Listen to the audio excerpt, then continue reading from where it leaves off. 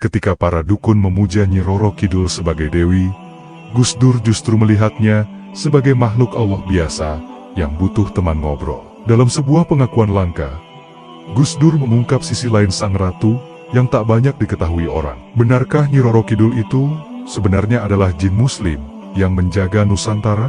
Dukung channel ini untuk terus mengungkap sisi gaib para wali Allah. Silakan subscribe dan like, tulis amin di komentar. Semoga iman kita dijaga Allah dari segala tipu daya makhluk halus. Mari kita mulai ceritanya. Malam di Ciganjur selalu memiliki aromanya sendiri. Campuran antara wangi tembakau, kopi hitam yang pekat, dan tumpukan kitab-kitab kuning yang berdebu. Di kompleks kediaman K.H. Abdurrahman Wahid, atau yang akrab disapa Gus Dur, waktu seolah berjalan dengan aturannya sendiri. Jam dinding bisa saja menunjukkan pukul 2 dini hari. Namun ruang tamu beliau masih riuh rendah oleh tamu. Mereka datang dari segala penjuru dan strata. Mulai dari menteri yang pusing memikirkan inflasi aktivis, mahasiswa yang berapi-api kiai kampung yang meminta doa untuk sumur pesantrennya yang kering, hingga orang gila. Dalam arti harfiah yang hanya ingin duduk diam menatap sang guru bangsa. Di tengah kepulan asap rokok dan tawa yang sesekali meledak, Gus Dur duduk bersila di sofa kesayangannya. Dengan mengenakan sarung yang agak kedodoran dan kaos oblong putih, beliau tampak santai, seolah tidak sedang memikul beban persoalan bangsa yang carut-marut. Malam itu, suasana sedikit lebih serius dari biasanya. Beberapa petinggi partai dan kiai sepuh sedang mendesak Gus Dur untuk menghadiri sebuah pertemuan politik penting di Jakarta Pusat pada esok siang. Agenda itu krusial, menyangkut manuver politik yang sedang memanas di ibu kota. Gus, jenengan Anda harus hadir besok. Kalau Gus Dur tidak ada, key forum tidak akan tercapai, dan lawan politik kita akan mengambil celah, ujar seorang politisi muda dengan nada mendesak. Keringat dingin tampak di dahinya meski ruangan ber-AC. Gus Dur hanya terkekeh pelan. Tangannya meraba-raba mencari gelas kopinya di meja. Sampean itu kok tegang sekali. Politik itu seperti main layangan. Tarik ulur saja, jangan ditarik terus, nanti putus. Tapi ini genting Gus, sergah kiai lain di sebelahnya. Besok jam 12 siang, waktunya makan siang. Sekalian lobi tingkat tinggi. Gus Dur menyeruput kopinya, lalu meletakkannya kembali dengan bunyi kelontang yang nyaring. Wajahnya berubah sedikit jenaka, namun sorot matanya, meski terbatas, penglihatannya memancarkan keseriusan yang aneh.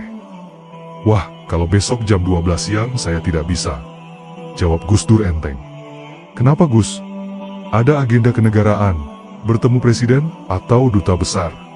Tanya si politisi penasaran. Setahunya, jadwal Gus Dur besok kosong melompong. Gus Dur menggeleng. Bukan. Saya sudah ada janji makan siang. Makan siang dengan siapa Gus? Biar kami yang atur ulang jadwalnya. Siapa tokohnya? Megawati, Amin Rais, atau Pak Harto? Gus Dur tersenyum simpul, senyum yang sulit ditebak maknanya. Bukan politisi. Ini urusannya lebih berat. Saya diundang makan siang sama Nyi Roro Kidul. Hening. Ruang tamu yang tadinya berdengung oleh suara diskusi, mendadak senyap. Senyap yang mencekam. Hanya suara detak jam dinding yang terdengar. Para tamu saling berpandangan. Apakah Gus Dur sedang melucu? Apakah ini salah satu joke legendarisnya untuk menghindari pertemuan yang membosankan?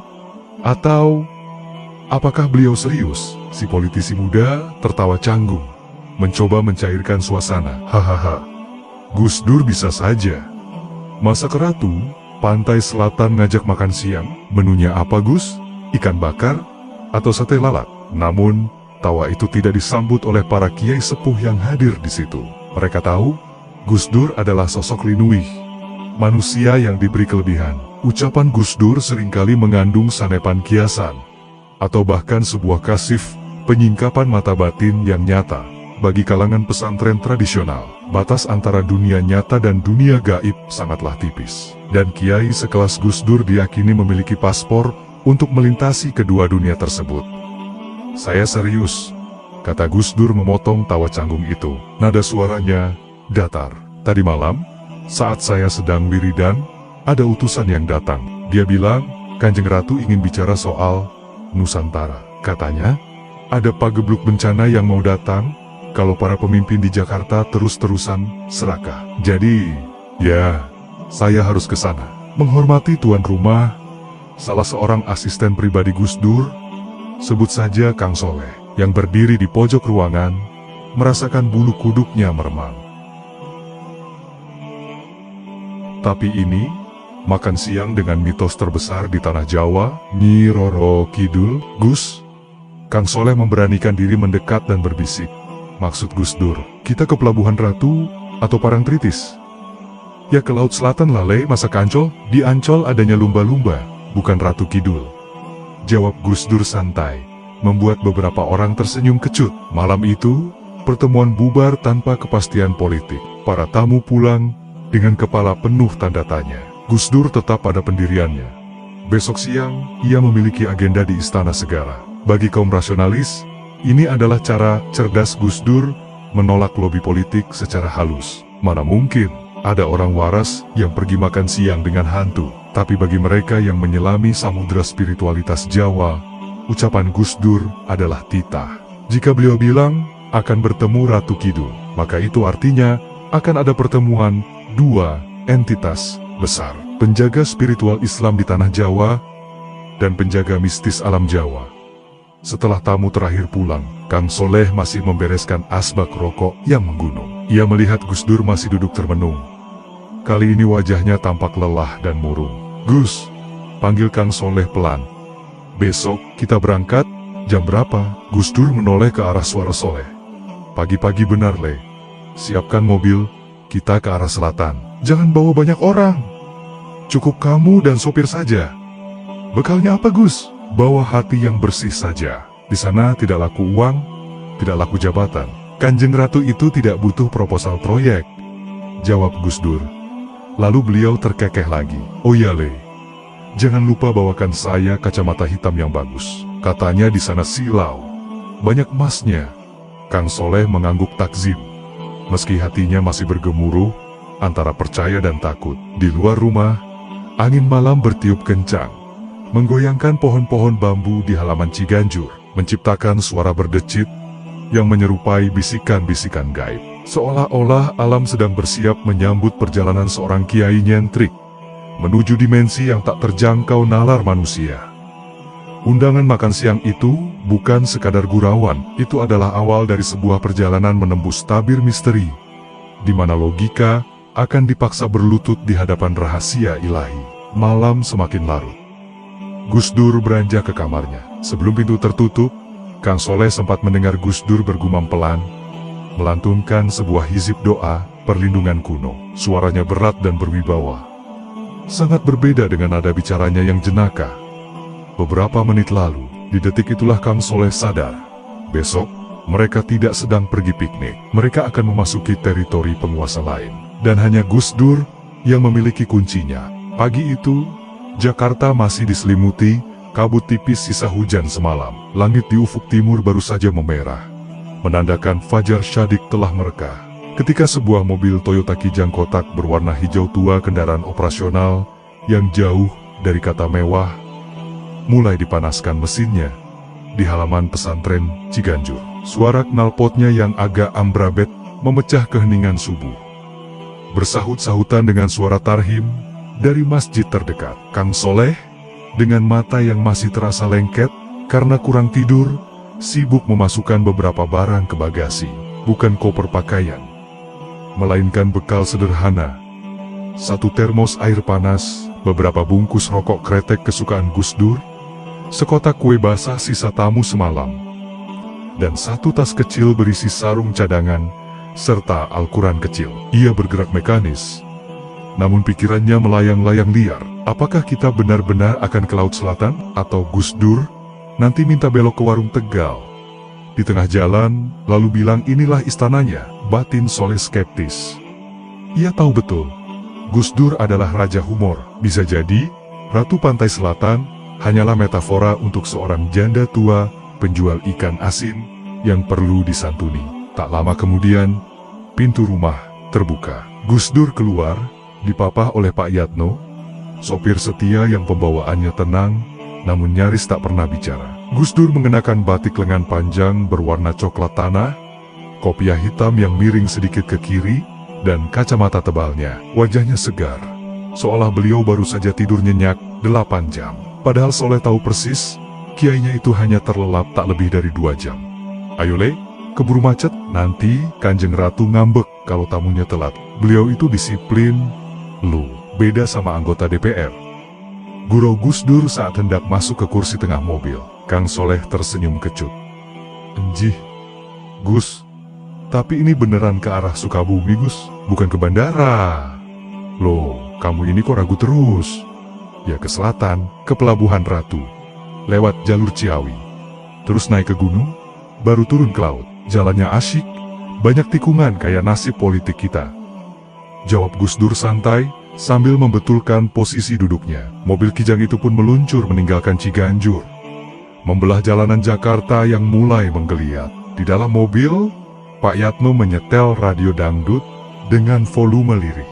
Gus Dur tampak menikmati perjalanan, jari-jarinya mengetuk-ngetuk lutut, mengikuti irama kendang. Namun, suasana santai itu perlahan berubah ketika mobil mulai meninggalkan hiruk-pikuk kota dan memasuki kawasan puncak menuju Sukabumi. Jalanan mulai menanjak dan berkelok. Pohon-pohon besar di kiri kanan jalan seolah menjadi raksasa yang menunduk mengawasi mereka. Kabut pegunungan mulai turun, membuat jarak pandang Pak Yatno terbatas. Anehnya, semakin jauh mereka meninggalkan peradaban kota, semakin Gus Dur banyak bicara.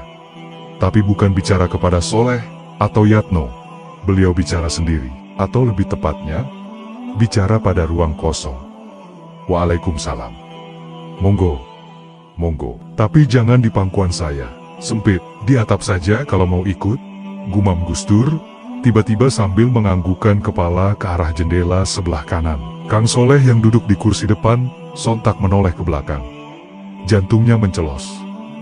"Gus, bicara sama siapa?" Gus Dur terkekeh, pelan. "Itu, ada anak buahnya Kanjeng Ratu yang jemput. Mereka mau mengawal. Kasihan, capek terbang, jadi mau numpang di atap mobil. Biarin saja.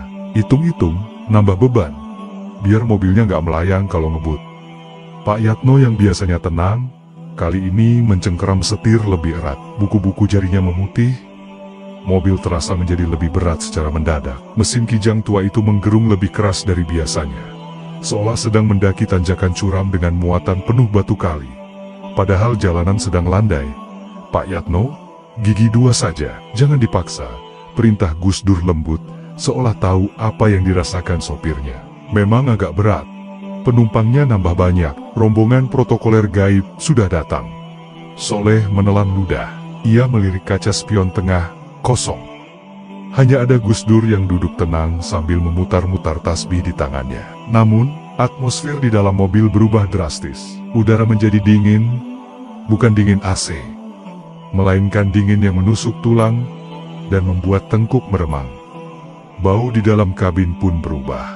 Aroma pewangi jeruk mobil yang menyengat perlahan pudar, berganti dengan aroma bunga melati yang sangat kuat, bercampur dengan bau amis laut yang samar-samar. Padahal, posisi mereka masih di tengah pegunungan, puluhan kilometer dari bibir pantai Gus. "Baunya kok wangi sekali?" tanya Soleh dengan suara bergetar. "Ya wangi, tuh, Le. Masak bau kemenyan?" "Ini Dayo tamu terhormat," sambutlah dengan Fatihah dalam hati. "Jangan takut. Mereka nggak gigit, paling cuma nganduli mobil," jawab Gus Dur enteng. Perjalanan berlanjut dalam keheningan yang mencekam. Hanya suara Gus Dur yang sesekali terdengar bergumam, melafalkan zikir-zikir yang tidak dikenali Soleh. Kang Soleh memperhatikan. Setiap kali mereka melewati tikungan tajam yang rawan kecelakaan, Gus Dur akan mengangkat tangannya sedikit, seolah memberi salam hormat. "Permisi Mbah, numpang lewat, cucu mau sowan ke Ibu Ratu," ucap Gus Dur lirih saat melewati sebuah pohon beringin besar di pinggir jalan cadas yang sepi.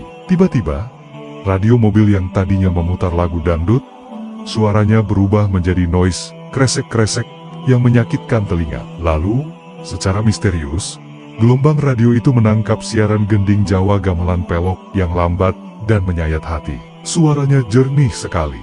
"Pak Yatno, matikan radionya," kata Soleh panik. Pak Yatno memutar tombol volume, tapi suaranya tidak mau mati. Tombol off ditekan berkali-kali, tapi alunan gamelan itu tetap berbunyi, seolah berasal dari udara kosong di dalam mobil, bukan dari speaker.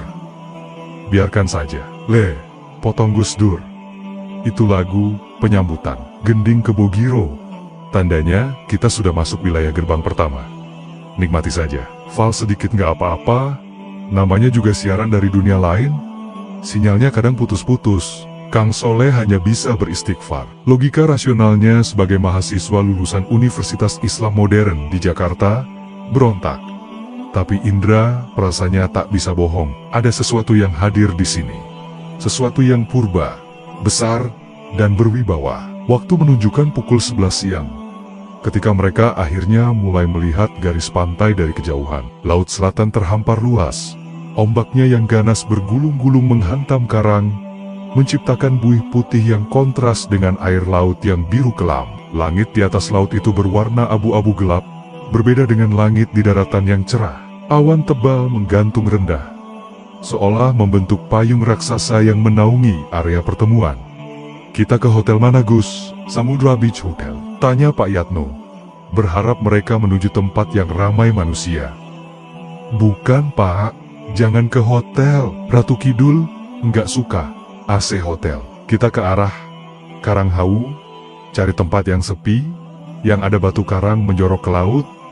Instruksi Gus Dur, nanti kalau saya bilang berhenti, ya berhenti. Jangan tanya kenapa." Mobil pun menyusuri jalan pantai yang sepi. Angin laut menerpa kaca mobil dengan kencang. Setibanya di sebuah tebing karang yang sunyi, jauh dari warung-warung kelapa muda dan wisatawan, Gus Dur menepuk pundak jok depan. "Stop di sini. Ini pintu gerbangnya." Mobil berhenti. Suara deburan ombak terdengar menggelegar, seperti suara ribuan kuda yang berlari. Gus Dur membuka pintu mobil. Angin kencang langsung menyambar, mengibarkan sarung dan baju batiknya. Anehnya, begitu Gus Dur menapakkan kakinya ke tanah berpasir itu, angin yang tadinya mengamuk tiba-tiba mereda di sekitar tubuhnya, seolah ada kubah tak kasat mata yang melindunginya. "Soleh, Yatno, kalian tunggu di mobil saja, atau kalau mau duduk di batu sana, boleh. Tapi jangan ikut saya ke ujung karang itu." Tunjuk Gus Dur ke sebuah lidah karang hitam yang menjorok berbahaya ke tengah ombak yang ganas. "Gus, bahaya. Itu licin. Kalau terpeleset, ombaknya bisa nyeret Gus Dur," teriak Soleh. Naluri bodyguardnya muncul. Gus Dur berbalik, wajahnya sangat serius, tanpa senyum sedikitpun. Kacamata hitamnya memantulkan bayangan langit yang kelabu. "Soleh, dengar, di mata kalian, itu cuma batu karang dan air laut. Tapi di mata saya, karpet merah sudah digelar, pasukan berkuda hijau sudah berbaris. Dan beliau," Gus Dur menunjuk ke arah cakrawala laut yang kosong, "beliau sudah berdiri menunggu di sana. Tidak sopan kalau saya tidak mendekat. Tapi Gus, sudah, bacakan ayat kursi saja dari sini. Jaga mobil, jangan sampai ada yang mencuri rokok saya," ucap Gus Dur kembali bercanda, lalu berbalik badan. Dengan langkah tertatih namun pasti, dibantu tongkatnya, Gus Dur berjalan sendirian menuju ujung tebing karang itu. Kang Soleh dan Pak Yatno hanya bisa mematung, menyaksikan punggung guru mereka perlahan menjauh. Ditelan suara gemuruh samudra yang terdengar seperti mantra-mantra kuno yang sedang dirapalkan alam semesta. Di ujung sana, batas antara mitos dan realitas mulai kabur. Undangan makan siang itu bukan lagi sekadar cerita, ia sedang terjadi.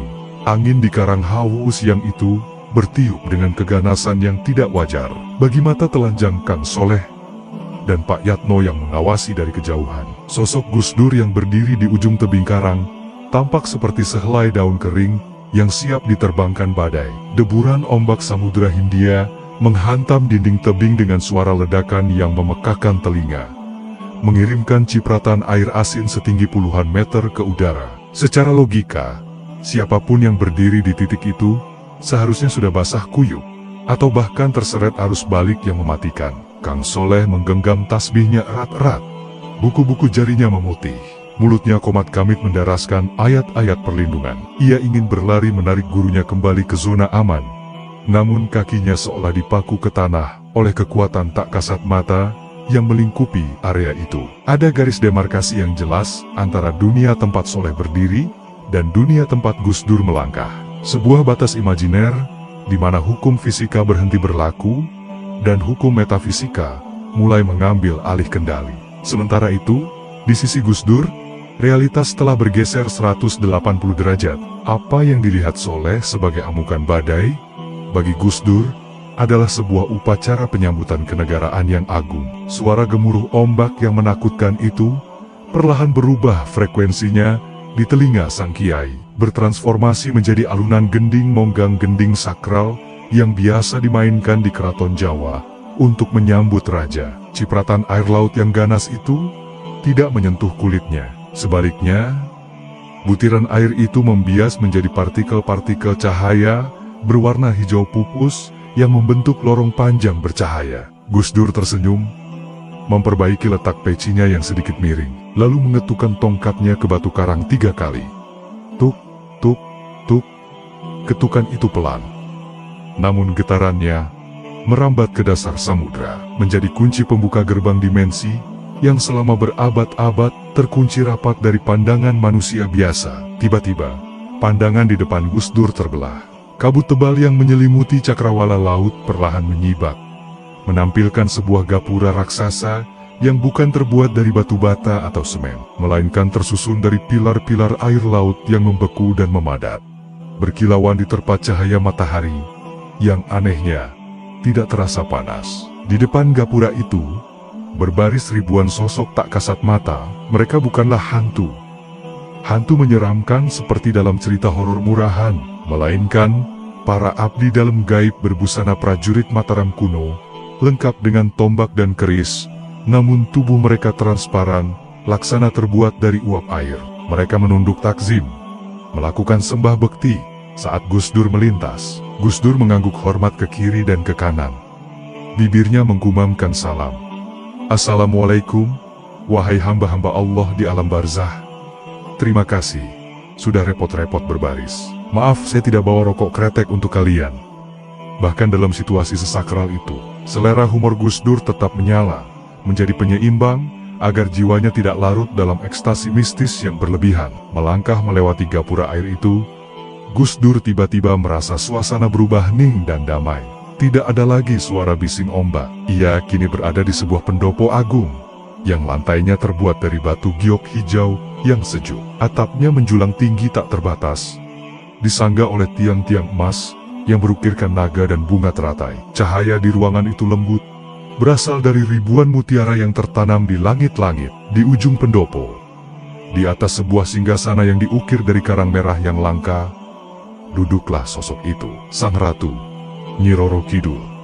Penampilannya jauh dari kesan menyeramkan. Ia adalah manifestasi keanggunan wanita Jawa yang paripurna. Wajahnya cantik, namun menyiratkan usia ribuan tahun yang penuh kebijaksanaan. Mengenakan kemben beludru hijau lumut bersulam benang emas, dengan selendang sutra yang melayang-layang di sekeliling tubuhnya, seolah hidup. Mahkota di kepalanya berkilauan, bukan karena intan berlian, melainkan karena nur cahaya kewibawaan yang memancar kuat. Sugeng Rawuh, Kiai, sapa Ratu Kidul, dengan suara yang terdengar seperti desau angin di pucuk pohon cemara, menggunakan bahasa Jawa kromo inggil yang sangat halus. Suara itu tidak keluar dari mulutnya, melainkan langsung bergema di dalam batin Gus Dur. Gus Dur menunduk sedikit, meletakkan tangan kanan di dada kiri, sebagai tanda hormat. Matur nuwun, Gusti Kanjeng Ratu. Mohon maaf kalau kedatangan saya merepotkan. Saya datang memenuhi janji, sekaligus mau menagih makan siang. Katanya menunya spesial. Sang Ratu tersenyum tipis, senyum yang bisa menenangkan badai di lautan, sekaligus bisa menenggelamkan kapal-kapal yang sombong. Kiai Abdurrahman Wahid selalu punya cara untuk membuat suasana cair. Mari, silakan duduk. Kursi ini sudah disiapkan khusus untuk panjenengan. Gus Dur duduk di sebuah kursi kayu jati ukir yang terasa hangat. Di hadapannya, sebuah meja pendek telah terisi berbagai hidangan.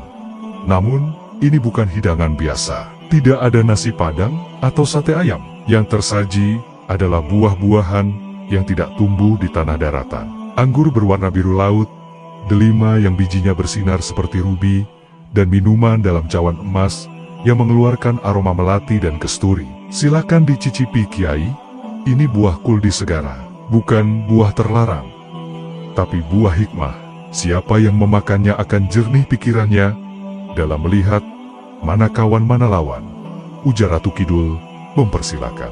Gus Dur mengambil sebutir anggur biru itu, memakannya dengan santai. Rasanya manis, segar, dan seketika membuat matanya yang di dunia nyata terbatas penglihatannya menjadi sangat awas. Di dimensi ini, Gus Dur bisa melihat dengan ketajaman mata elang. Ia menatap wajah Ratu Kidul dengan seksama, melihat gurat-gurat kesedihan di balik kecantikannya.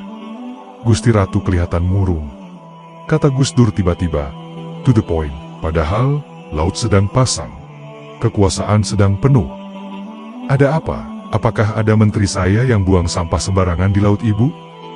Ratu Kidul menghela napas panjang. Aroma laut yang amis mendadak berubah menjadi aroma bunga Kamboja yang layu. Bukan soal sampah plastik, Kiai. Itu bisa dibersihkan oleh waktu. Tapi sampah keserakahan yang sedang menumpuk di Jakarta, di tanah Jawa, itu yang membuat lautan saya bergolak. Saudara-saudara Kiai, para pemimpin itu sudah lupa pada sangkan Paraning Dumadi, asal dan tujuan hidup. Mereka berebut kursi seolah akan hidup 1000 tahun.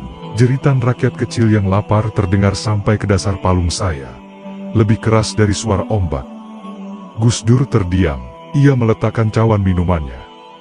Suasana menjadi serius. Ia tahu pertemuan ini bukan sekadar reuni spiritual. Ini adalah sidang kabinet 2 dimensi.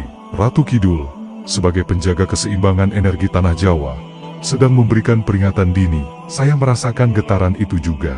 Gusti Ratu, jawab Gus Dur pelan. Suaranya berat. Di darat, orang-orang sedang mabuk agama, tapi lupa Tuhan. Mabuk kekuasaan, tapi lupa amanah. Saya berusaha menahan mereka, tapi tangan saya cuma 2. Kadang saya merasa seperti sedang menambal bendungan retak dengan permen karet. Itulah sebabnya saya mengundang Kiai, kata Ratu Kidul. Tatapannya menajam. Energi negatif dari utara Jakarta sudah terlalu pekat. Gunung Merapi sudah mulai batuk-batuk karena tersedak asap kesombongan manusia. Laut saya pun sudah mulai panas. Ingin rasanya saya kirimkan sapu air untuk membersihkan kotoran itu.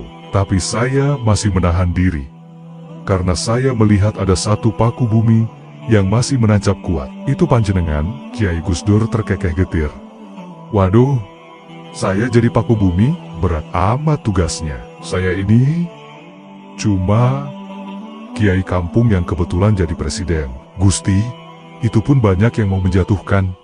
Biarkan mereka menjatuhkan, sahut Ratu Kidul tegas. Jabatan di mata manusia hanyalah daki, tapi tugas Kiai menjaga ukhuwah persaudaraan dan kemanusiaan adalah mandat langit. Saya ingin memberikan sesuatu untuk Kiai. Bukan emas, bukan pusaka keris sakti yang bisa membuat orang kebal bacok. Kiai tidak butuh itu. Sang Ratu kemudian menggerakkan tangannya yang lentik. Dari udara kosong, muncul sebuah gulungan selendang berwarna hijau pupus yang bercahaya. Selendang itu melayang perlahan ke arah Gus Dur. Ini adalah selendang samudra, bukan untuk dipakai menari. Lanjut Ratu Kidul. Ini adalah simbol kesabaran yang tak bertepi. Laut itu luas, Kiai. Ia menampung segala kotoran sungai, bangkai, dan sampah. Tapi laut tetap asin, tetap suci, dan tetap bisa membersihkan dirinya sendiri. Jadilah seperti laut. Hati Kiai harus seluas samudra. Maafkan mereka yang menghina, rangkul mereka yang memusuhi. Hanya dengan hati seluas laut, Indonesia bisa selamat dari pagebluk perpecahan ini. Gus Dur menerima gulungan cahaya itu. Saat menyentuh telapak tangannya, cahaya itu meresap masuk ke dalam kulitnya, mengalirkan sensasi dingin yang menyejukkan ke seluruh aliran darahnya. Rasa lelah, amarah, dan kekecewaan politik yang selama ini membebani pundaknya seketika luruh. Hatinya menjadi lapang, selapang cakrawala yang tak berujung. Terima kasih Gusti Ratu. Ini bekal yang lebih berharga daripada pinjaman IMF, canda Gus Dur, meski matanya berkaca-kaca. Akan saya ingat pesan ini. Menjadi laut, menampung tapi tidak menjadi kotor. Sementara itu, di dunia nyata, Kang Soleh yang masih berdiri di kejauhan, melihat sesuatu yang membuatnya nyaris pingsan. Ia melihat Gus Dur, yang masih berdiri di ujung karang, tiba-tiba dikelilingi oleh ribuan burung camar, yang terbang berputar-putar, membentuk kubah raksasa. Dan di tengah deburan ombak yang menggila, Soleh bersumpah melihat air laut di depan Gus Dur menjadi tenang setenang cermin, memantulkan bayangan langit, sementara di sekelilingnya, badai tetap mengamuk. Waktu seolah berhenti. Jam tangan Soleh mati mendadak. Jarum detiknya tak bergerak. Ia sadar, gurunya sedang berada di zona waktu yang berbeda, sedang melakukan diplomasi tingkat tinggi, yang hasilnya tidak akan masuk dalam berita koran esok pagi, namun akan menentukan nasib jutaan nyawa di negeri ini. Suara gamelan monggang yang magis dan alunan gending kebogiro perlahan-lahan memudar dari pendengaran batin Gus Dur, digantikan kembali oleh suara gemuruh ombak pantai selatan yang kasar dan tanpa ampun. Ilusi visual berupa pendopo agung, berlantai giok, dan tiang-tiang emas itu berpendar, lalu pecah menjadi butiran kabut air asin yang terbawa angin. Gus Dur menarik napas panjang, menghirup udara dunia nyata yang berat dan lembab, melepaskan aroma wewangian melati keraton yang sempat memenuhi paru-parunya beberapa saat lalu. Ia kembali berpijak di atas batu karang hitam yang licin dan tajam di Karang Hawu, sendirian, tanpa pasukan gaib, tanpa Ratu Kidul. Pertemuan antar dimensi itu telah usai, ditutup dengan sebuah pesan berat tentang menjadi samudra yang kini tersimpan rapi di dalam sanubarinya. Dari kejauhan, Kang Soleh dan Pak Yatno berlari tergopoh-gopoh, menghampiri sang guru. Wajah mereka pucat pasi, seperti baru saja melihat hantu di siang bolong. Dan memang, apa yang mereka saksikan tadi bukanlah pemandangan lazim. Mereka melihat Gus Dur berdiri tegak di tengah pusaran badai, dikelilingi cahaya kehijauan, sementara ombak setinggi rumah menghantam kiri kanan karang, namun seolah enggan menyentuh tubuh sang kiai. Gus Dur, jenengan Anda tidak apa-apa, teriak Kang Soleh. Suaranya parau, karena kalah oleh deru angin. Ia segera memegang lengan Gus Dur, bersiap memapah tubuh yang ia kira akan menggigil kedinginan dan basah kuyup. Namun, begitu tangan Soleh menyentuh lengan baju batik Gus Dur, ia tersentak kaget. Ia meraba punggung, bahu, hingga sarung Gus Dur kering-kering kerontang. Tidak ada setetes pun air laut yang membasahi pakaian Gus Dur. Padahal, batu karang tempat mereka berdiri becek bukan main, dan cipratan ombak masih terus menyembur ke udara. Bahkan, kacamata tebal Gus Dur bersih, tanpa bercak air sedikit pun. Seolah beliau baru saja keluar dari ruang ber-AC yang kering, bukan dari bibir pantai yang sedang diamuk badai. Loh kok kering Gus? Padahal tadi, ombaknya. Soleh tergagap. Logikanya, macet total. Ia menatap Pak Yatno, meminta konfirmasi. Dan sopir tua itu hanya bisa menggeleng-gelengkan kepala, dengan mulut ternganga, tak mampu berkata-kata. Gus Dur terkekeh pelan, memperbaiki letak pecinya. Ya kering, tuh, Le, kan tadi saya dipayungi sama Kanjeng Ratu, masak tamu kehormatan. Disuruh hujan-hujanan, nanti make up saya luntur. Candanya ringan, seolah kejadian barusan hanyalah peristiwa remeh-temeh. Sudah, ayo kembali ke mobil, perut saya lapar beneran sekarang. Tadi di sana cuma makan angin dan nasihat. Ajak Gus Dur, sambil melangkah santai meninggalkan tebing karang. Langkahnya jauh lebih ringan dan bertenaga dibandingkan saat berangkat tadi. Tongkatnya mengetuk-ngetuk batu karang. Dengan irama yang riang, mereka kembali masuk ke dalam Toyota Kijang hijau itu. Suasana di dalam mobil kini berubah drastis. Jika saat berangkat tadi terasa berat, sesak, dan penuh dengan aroma mistis yang mencekam, kini kabin mobil terasa longgar, sejuk, dan terang. Penumpang gelap yang tadi menumpang di atap dan kursi belakang, tampaknya sudah turun, kembali ke pos penjagaan masing-masing di alam gaib. Pak Yatno menyalakan mesin, suara mesin mobil terdengar halus. Greng sekali starter, seolah mobil tua itu juga baru saja mendapat suntikan energi supranatural. Kita cari makan di mana, Gus? Ikan bakar di pelabuhan? Tanya Pak Yatno. Tangannya kini lebih rileks memegang setir. Jangan, kita langsung balik arah Jakarta saja, cari makan. Di jalan nanti, ada urusan mendesak yang menunggu di ibu kota. Firasat saya, Kompor di Jakarta sudah mulai meleduk-meledak, jawab Gus Dur sambil menyandarkan punggungnya. Beliau tampak memejamkan mata, namun jari-jarinya terus bergerak memutar tasbih. Bibirnya komat kamit melafalkan wirid pasca pertemuan. Perjalanan pulang menempuh jalur Cikidang yang terkenal dengan kelokan tajam dan hutan karet yang rimbun. Matahari mulai condong ke barat. Sinarnya menerobos celah-celah dedaunan pohon sawit dan karet, menciptakan bayangan panjang di aspal yang mulai rusak di sana-sini. Kang Soleh masih penasaran setengah mati. Ia menoleh ke belakang. Gus, punten maaf. Tadi itu beneran makan siang, maksud saya? Gus Dur melihat wujud aslinya, tanya Soleh. Hati-hati. Gus Dur membuka matanya sedikit. Wujud itu relatif, Le. Kamu lihat saya sebagai Gus Dur yang gemuk dan suka banyol. Tapi dokter melihat saya sebagai pasien diabetes. Musuh politik melihat saya sebagai ancaman. Ratu Kidul melihat saya sebagai khalifah pemimpin di darat. Yang saya temui tadi adalah energi penjaga Nusantara. Beliau titip pesan, supaya kita jangan serakah. Alam itu punya batas sabar. Kalau pemimpinnya rakus, alam akan muntah. Itu intinya. Jadi, tidak ada menu sate lalat, Gus. Pensing Soleh mencoba mencairkan suasana. Haha, adanya buah kesabaran. Dan itu rasanya pahit kalau nggak biasa. Tawa Gus Dur berderai. Namun, tawa itu terhenti ketika mobil tiba-tiba mengerem mendadak. Ciit. Ban mobil berdecit, beradu dengan aspal basah. Tubuh mereka terhuyung ke depan. Astagfirullah. Ada apa, Pak Yatno? Seru. Soleh kaget. Di depan mereka, sekitar 10 meter, sebuah pohon mahoni raksasa tumbang melintang, menutupi seluruh badan jalan. Anehnya, tidak ada angin kencang atau hujan deras di titik itu. Pohon itu tampak tumbang begitu saja, akarnya tercerabut paksa. Jalanan Cikidang yang sepi mendadak terasa mencekam. Di kiri jalan ada tebing tanah, di kanan jurang curam. Mereka terjebak. Belum sempat Soleh berpikir jernih, dari balik semak-semak muncul 5 orang lelaki bertubuh kekar, berwajah garang, dengan golok terselip di pinggang. Mereka bukan hantu. Ini ancaman fisik yang nyata. Mereka adalah bajing loncat atau preman lokal yang sering memanfaatkan situasi sepi untuk memalak pengendara. Salah satu dari mereka, yang bertato naga di lengan, mengetuk kaca jendela Pak Yatno dengan gagang golok.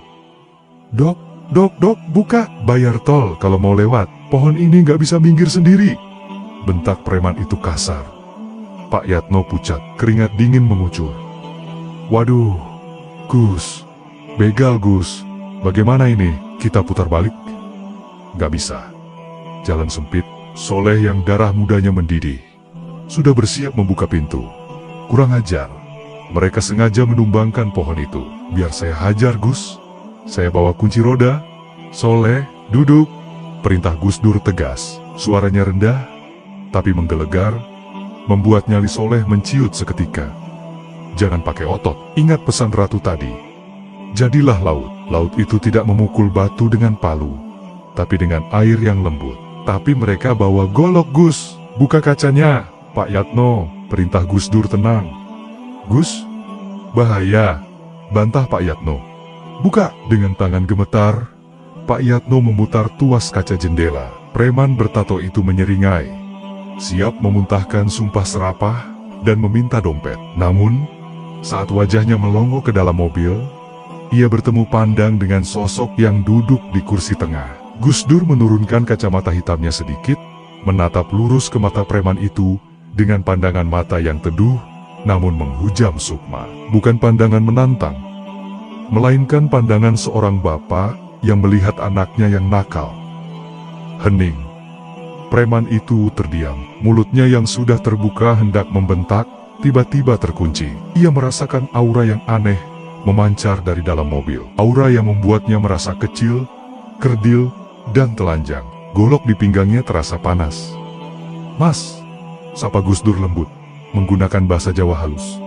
Sampean capek ya? Kerja nebang pohon segede itu pasti berat. Keringatmu banyak sekali. Preman itu mengerjap-ngerjapkan mata. Bingung, biasanya korban akan teriak ketakutan atau marah-marah. Ini malah ditanya capek atau tidak. Iya pak, bayar. Kalau mau lewat, harus bayar buat geser pohon, bentaknya lagi. Tapi nadanya sudah turun separuh. Tidak seyakin tadi. Saya nggak punya uang banyak. Mas, saya cuma guru ngaji, kata Gus Dur sambil merogoh saku baju kokonya. Beliau mengeluarkan 2 bungkus rokok kretek dan selembar uang 50 ribuan. Jumlah yang lumayan besar waktu itu, tapi tidak sebanding dengan harga nyawa. Ini buat beli es teh dan rokok. Bagi sama teman-temanmu ya, kasihan pohonnya. Dia nggak salah apa-apa kok ditebang. Nanti kalau hujan, tanahnya longsor, rumah ibumu di bawah sana bisa kena. Kalimat terakhir itu, rumah ibumu di bawah sana, bisa kena menohok jantung si preman. Ia memang orang asli desa bawah bukit itu. Bagaimana orang tua buta ini bisa tahu? Gus Dur tersenyum, lalu menepuk bahu Pak Yatno. Pak Yatno, tolong kasih kue sisa semalam di bagasi. Mereka pasti lapar nungguin mangsa dari pagi. Kang Soleh, dengan wajah bingung bercampur kagum, turun dari mobil dan menyerahkan kotak kue itu kepada para preman yang kini berkumpul dengan wajah bingung. Aura permusuhan yang tadi kental mendadak cair. Minggirin pohonnya mas, kami mau lewat, ada urusan umat, kata Gus Dur lagi, kali ini dengan nada perintah yang tak terbantahkan. Tanpa dikomando 2 kali, si preman bertato itu memberi kode pada teman-temannya. Woi, angkat. Ini Pak Kiai mau lewat, cepetan. Ajaib.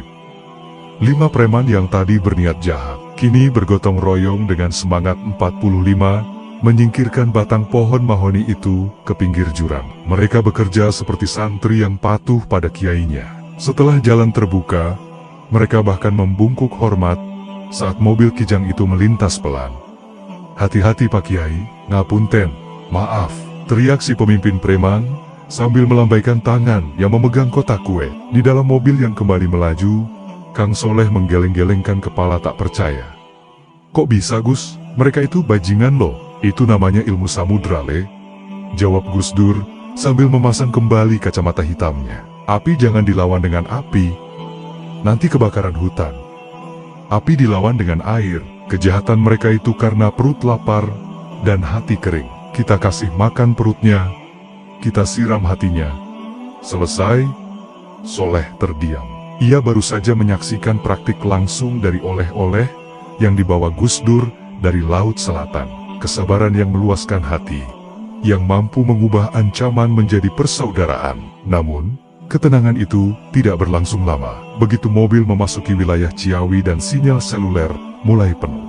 Handphone komunikator besar milik Gus Dur yang dipegang Soleh berdering nyaring. Kring, kring, kring. Soleh mengangkatnya. Wajahnya langsung tegang. Halo. Iya pak.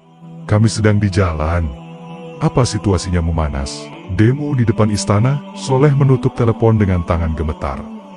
Ia menoleh ke Gus Dur. Gus, dari Jakarta. Situasi gawat, lawan politik Gus Dur memobilisasi massa. Mereka menuntut sidang istimewa, dipercepat, kabinet gonjang-ganjing. Gus Dur tidak kaget, wajahnya tetap tenang, setenang permukaan laut yang dilihat Soleh tadi. Ia hanya menghela napas panjang. Nah, kan baru juga dibilang Ratu Kidul. Jakarta memang sedang panas.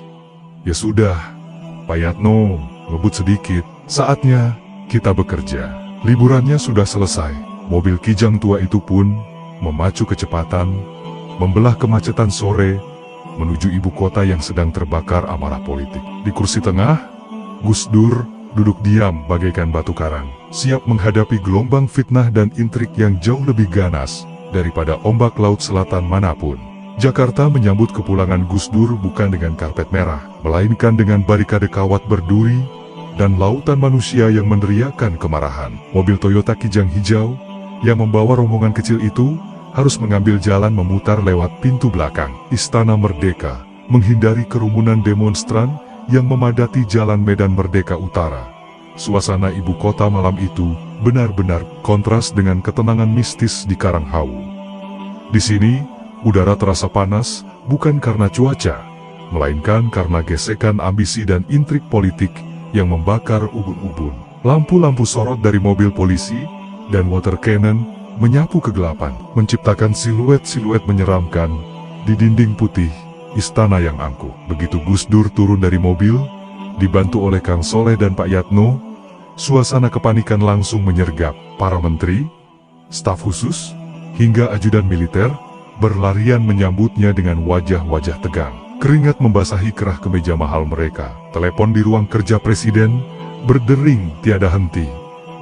Bersahut-sahutan dengan suara sirina dari luar pagar. "Gus, alhamdulillah Gus Dur sudah sampai," seru Pak Menteri Sekretaris Negara. Napasnya tersengal-sengal. Gawat Gus, situasi chaos. Pimpinan partai oposisi baru saja konferensi pers. Mereka menuduh Gus Dur tidak kompeten karena menghilang seharian di saat genting. Mereka mengancam akan mempercepat sidang istimewa besok pagi. Seorang jenderal bintang 3 dengan wajah kaku ikut menimpali. "Izin, Presiden, kami sarankan Bapak segera membuat pernyataan pers. Bantah isu, kalau Bapak sakit atau kabur, keberadaan Bapak yang tidak diketahui selama 10 jam terakhir ini jadi peluru buat lawan." Gus Dur yang masih mengenakan kemeja batik dan sarung yang sama saat dipakai bertemu Ratu Kidul, hanya tersenyum santai. Beliau berjalan pelan menuju ruang tengah istana, tempat meja makan oval berada. Seolah-olah beliau baru pulang dari jalan-jalan sore di taman, bukan dari perjalanan lintas dimensi. "Sabar, sabar, gitu aja kok repot," ujar Gus Dur sambil duduk di kursi kepresidenan. "Saya nggak kabur. Saya tadi diplomasi tingkat tinggi, lebih tinggi dari lobi-lobi kalian di hotel berbintang." Para menteri saling pandang, bingung, diplomasi dengan siapa? Gus, IMF, Bank Dunia, atau utusan Presiden Amerika? Tanya seorang staf khusus yang berhaluan liberal. Gus Dur mengambil segelas air putih yang disodorkan pelayan istana, meminumnya seteguk, lalu meletakkannya kembali dengan tenang. "Bukan, saya tadi makan siang sama Nyi Roro Kidul." Hening, lagi-lagi. Keheningan yang canggung menyelimuti ruangan itu. Kali ini lebih parah daripada di Ciganjur, karena di ruangan ini berisi para teknokrat, jenderal, dan akademisi lulusan luar negeri yang otaknya penuh dengan rasionalitas dan kalkulasi politik. Mendengar presidennya bicara soal Ratu Pantai Selatan di tengah krisis negara, mereka merasa seolah langit-langit istana mau runtuh. Beberapa orang menahan napas, khawatir Gus Dur sedang mengalami delirium akibat kelelahan. "Gus, Pak Menteri," Pertahanan berusaha bicara dengan nada hati-hati, seperti bicara pada anak kecil. "Ini bukan waktunya bercanda. Media di luar sana sedang menunggu. Kalau Gus Dur bilang begitu ke wartawan, kita habis. Mereka akan bilang presiden klinik, presiden tidak rasional." Gus Dur tertawa terbahak-bahak. Suaranya menggema di ruangan yang dingin itu. "Loh, siapa yang bercanda? Politik di Indonesia itu memang tidak bisa cuma pakai rasio jenderal. Kalau pakai rasio, negara ini sudah bubar dari dulu. Indonesia ini dijaga oleh dua kekuatan.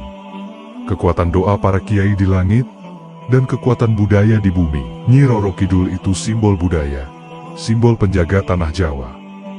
Saya datang ke sana untuk memastikan paku bumi kita masih kuat, supaya gempa politik di Jakarta ini tidak bikin negara retak." Kang Soleh yang berdiri di pojok ruangan hanya tersenyum simpul.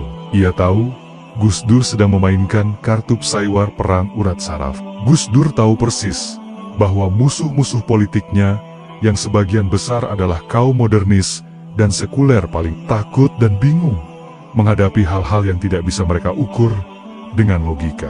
Dengan melempar isu Ratu Kidul, Gus Dur sedang mengacak-acak frekuensi berpikir lawan. "Begini saja," lanjut Gus Dur, wajahnya berubah serius. "Kalian bilang ke wartawan, Presiden baru saja melakukan kontemplasi untuk keselamatan bangsa. Titik. Nggak usah sebut Ratu Kidul kalau kalian malu. Tapi intinya, saya sudah dapat mandat." "Mandat apa Gus?" tanya staf ahli, penasaran. "Mandat kesabaran samudra," jawab Gus Dur sambil menepuk dada kirinya. Tempat di mana secara metaforis, selendang samudra, pemberian sang ratu tadi, meresap. Lawan kita itu sedang panik. Mereka teriak-teriak, demonstrasi, ancam impeachment. Itu tanda mereka takut. Mereka takut kehilangan akses ke sumber daya. Ratu Kidul tadi pesan, "Ojo kagetan, ojo gumunan. Jangan mudah kaget, jangan mudah heran. Biarkan mereka menari-nari sampai capek sendiri. Kita diam saja, seperti karang. Nanti kalau ombaknya surut, kita masih berdiri. Mereka sudah hanyut. Mendengar filosofi itu, ketegangan di wajah para menteri sedikit mereda. Meskipun mereka tetap skeptis soal pertemuan mistis itu, tapi pesan moralnya masuk akal. Ketenangan Gus Dur adalah aset terbesar saat ini. Di tengah badai, nakhoda tidak boleh ikut panik. Namun, di sudut ruangan, ada seorang staf muda yang diam-diam mengetik pesan singkat SMS di ponsel komunikatornya. Staf ini adalah duri dalam daging, informan yang ditanam oleh kubu oposisi di dalam istana. Ia mengirim pesan ke pimpinan partai lawan, Info A1. Gus Dur baru balik dari Pelabuhan Ratu. Ngakunya ketemu Nyi Roro Kidul. Dia mulai ngelantur. Isu klinik bisa digoreng untuk jatuhkan kredibilitasnya. Pesan itu terkirim. Dalam hitungan jam, rumor itu menyebar di kalangan elit politik Jakarta. Di markas oposisi, mereka tertawa terbahak-bahak. Mereka merasa mendapat amunisi baru. Lihat ini, seru seorang politisi senior lawan sambil menggebrak meja di sebuah kafe di Menteng. Presiden kita sudah gila, negara mau bangkrut, dia malah main dukun di Laut Selatan. Besok, kita hajar dia di media.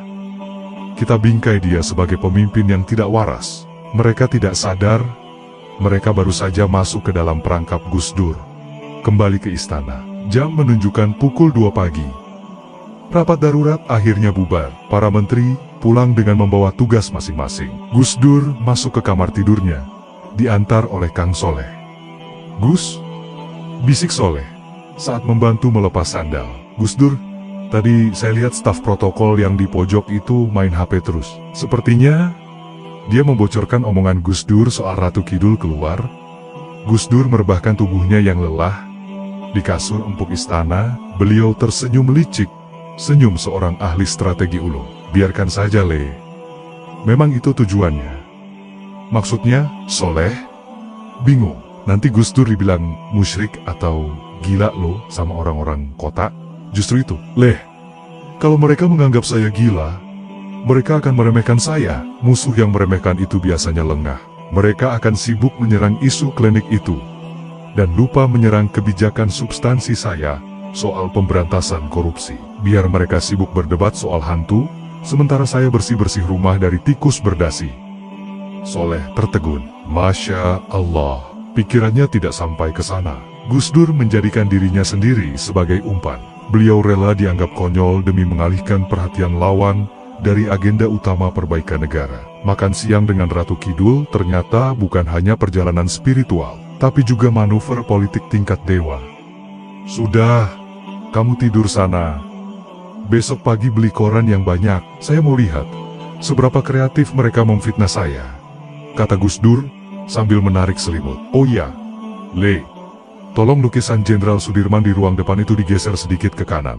Tadi Ibu Ratu bilang posisinya kurang pas, menghalangi aliran angin dari selatan." "Siap, Gus," jawab Soleh takzim. Soleh keluar dari kamar presiden, meninggalkan Gus Dur yang mulai mendengkur halus. Di luar, Jakarta masih belum tidur. Intrik terus berjalan. Mesin Fox terus memuntahkan siaran pers, dan para demonstran bayaran masih membakar ban. Tapi di dalam kamar itu, sang presiden tidur dengan nyenyak, dijaga oleh keyakinan yang tak tergoyahkan, dan mungkin oleh pasukan tak kasat mata yang ikut pulang bersamanya dari Laut Selatan. Keesokan harinya, seperti dugaan Gus Dur, headline koran-koran kuning dan tabloid oposisi meledak dengan judul sensasional. Presiden menghilang misterius. Diduga ritual di Laut Selatan dan Gus Dur, saya makan siang dengan Nyi Roro Kidul. Masyarakat gempar, kaum intelektual mencibir, kaum agamis puritan marah. Tapi rakyat jelata di kampung-kampung justru tersenyum. Bagi rakyat kecil, pemimpin yang dekat dengan alam gaib adalah pemimpin yang sakti. Gus Dur semakin dicintai oleh basis massa akar rumputnya. Sementara elit politik semakin bingung menghadapi jurus mabuk sang kiai. Namun, permainan belum selesai. Ratu Kidul telah memberikan selendang samudera kesabaran. Tapi badai sesungguhnya baru akan menerjang. Sebuah dokumen rahasia negara hilang dari meja kerja presiden. Dan dokumen itu berisi daftar nama para jenderal dan konglomerat yang akan ditangkap Gus Dur. Matahari pagi belum tinggi, namun suhu di dalam Istana Merdeka sudah mendidih. Bukan karena pendingin ruangan yang rusak, melainkan karena kepanikan luar biasa yang melanda ring 1 kepresidenan. Sebuah map berwarna merah menyala yang seharusnya tergeletak manis di atas meja kerja Presiden Abdurrahman Wahid, lenyap tanpa bekas. Map itu bukan sembarang map, di dalamnya tersimpan draft keputusan Presiden Kepres tentang pembubaran sebuah departemen yang dianggap sarang korupsi, lengkap dengan daftar nama jenderal dan konglomerat hitam yang asetnya akan dibekukan. Jika dokumen itu jatuh ke tangan lawan politik, sebelum diumumkan resmi, dampaknya akan seperti bom atom. Sabotase ekonomi, kerusuhan buatan, hingga upaya kudeta parlemen yang lebih cepat. Kepala Biro Pengamanan Istana, seorang kolonel yang kaku dan disiplin, mondar-mandir dengan wajah pucat. Keringat sebesar biji jagung menetes di pelipisnya. Ia sudah memerintahkan anak buahnya menggeledah setiap tong sampah, memeriksa setiap laci, dan menginterogasi petugas kebersihan. "Mustahil hilang, Pak," lapor seorang letnan dengan suara bergetar. "CCTV di koridor tidak merekam siapapun masuk ke ruang kerja Bapak sejak semalam, kecuali Kang Soleh dan Bapak Presiden sendiri." Gus Dur, pusat dari segala kegaduhan itu, justru sedang duduk santai di beranda belakang istana. Di hadapannya tersaji semangkuk bubur ayam tanpa kacang dan segelas teh hangat. Beliau mendengarkan laporan-laporan panik itu sambil sesekali menyeruput tehnya dengan bunyi sert yang nyaring, seolah sedang menikmati orkestra kepanikan yang ia pimpin sendiri.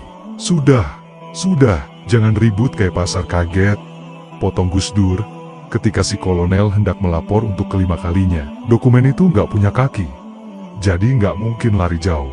Paling cuma keselip atau ada tangan jahil yang mau main petak umpet. Tapi ini gawat darurat, Gus. Kalau bocor ke Senayan, kita habis," seru salah satu staf khusus politiknya. Gus Dur meletakkan sendok buburnya. Wajahnya berubah serius, namun matanya menyipit jenaka. "Kalian ini terlalu percaya sama teknologi. CCTV itu buatan manusia, bisa diakali. Maling di istana ini canggih. Dia nggak pakai topeng, tapi pakai dasi. Dia nggak manjat tembok, tapi punya kartu akses VIP." "Siapa, Gus?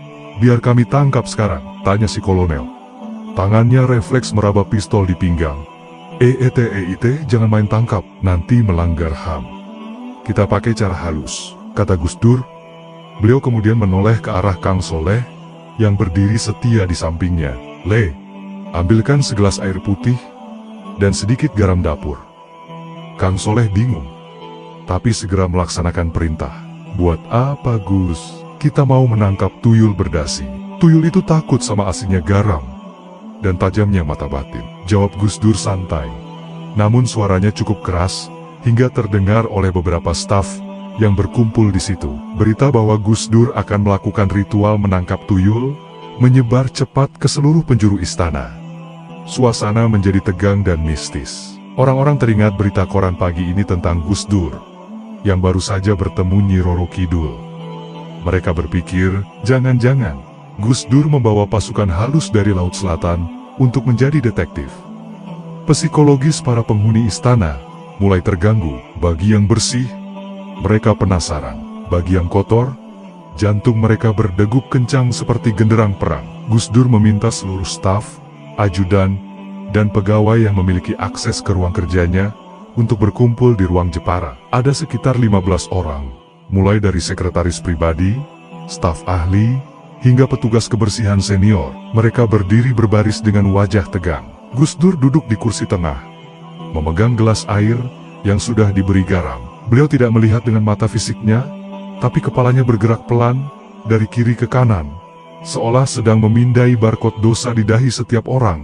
"Bapak-bapak, ibu-ibu," buka Gus Dur dengan nada datar. "Saya tahu dokumen itu ada di antara kalian.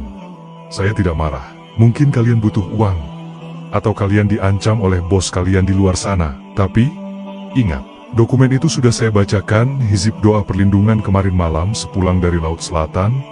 Gus Dur berhenti sejenak, membiarkan kalimat Laut Selatan meresap ke dalam benak mereka, menciptakan teror psikologis. Siapapun yang memegang dokumen itu dengan niat jahat, lanjut Gus Dur, dengan suara yang tiba-tiba menjadi berat dan berwibawa, tangannya akan terasa panas. Panas seperti memegang bara api. Dan nanti malam, dia tidak akan bisa tidur, karena akan didatangi oleh penjaga dokumen itu. Sosoknya tinggi besar, baunya amis laut, hening. Ruangan ber-AC itu mendadak terasa pengap. Beberapa orang menelan ludah, ada yang kakinya gemetar. Gus Dur sedang memainkan main game tingkat tinggi. Beliau memadukan otoritas kepresidenan dengan mitos klinik yang sangat ditakuti oleh orang Jawa, bahkan yang modern sekalipun. Sekarang, saya kasih kesempatan. Kembalikan dokumen itu ke meja saya dalam waktu 1 jam. Kalau sudah balik, saya anggap tidak pernah terjadi apa-apa. Kalau tidak, Gus Dur meminum sedikit air garam itu, lalu menyemburkannya pelan ke lantai biur. Jangan salahkan saya, kalau nanti kulit kalian gatal-gatal seperti kena ubur-ubur. Pertemuan dibubarkan. Orang-orang bubar dengan wajah pucat. Kang Soleh menuntun Gus Dur kembali ke ruang kerja. Gus, beneran dikasih doa? Bisik Soleh penasaran. Gus Dur terkekeh pelan. Doa apa? Itu cuman air garam buat kumur. Gigi saya linu tadi pagi. Tapi orang yang bersalah itu hatinya nggak tenang, Le. Ketakutan sendiri adalah hantu yang paling seram. Benar saja, 30 menit kemudian, terjadi keributan kecil di toilet pria sayap barat istana. Seorang staf muda, lulusan universitas ternama yang dikenal sebagai anak didik salah satu partai oposisi, ditemukan pingsan di dalam bilik toilet. Di tangannya, ia menggenggam map merah itu erat-erat, wajahnya merah padam. Dan ia mengigau ketakutan. Panas, panas, ampun, Ratu, ampun. Petugas keamanan segera mengamankan staf tersebut dan membawa map merah itu kembali ke hadapan Gus Dur. Lapor Gus, tersangka ditemukan pingsan di toilet. Dokumen aman, lapor Kang Soleh dengan mata berbinar kagum. Gus Dur meraba map itu. Masih utuh. Belum sempat difotokopi sepertinya. Dia ketakutan mau membawanya keluar istana. Tapi juga takut ketahuan kalau membuangnya. Dia bilang, tangannya panas. Gus, beneran itu doa Gus Dur manjur.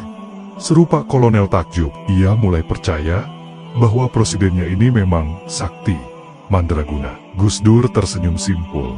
Itu bukan panas karena doa saya, Kolonel. Itu panas karena psikosomatis. Dia stres berat, adrenalinnya naik, darahnya memompa kencang, jadi badannya demam mendadak. Ditambah sugesti saya tadi, ya ambruk dia.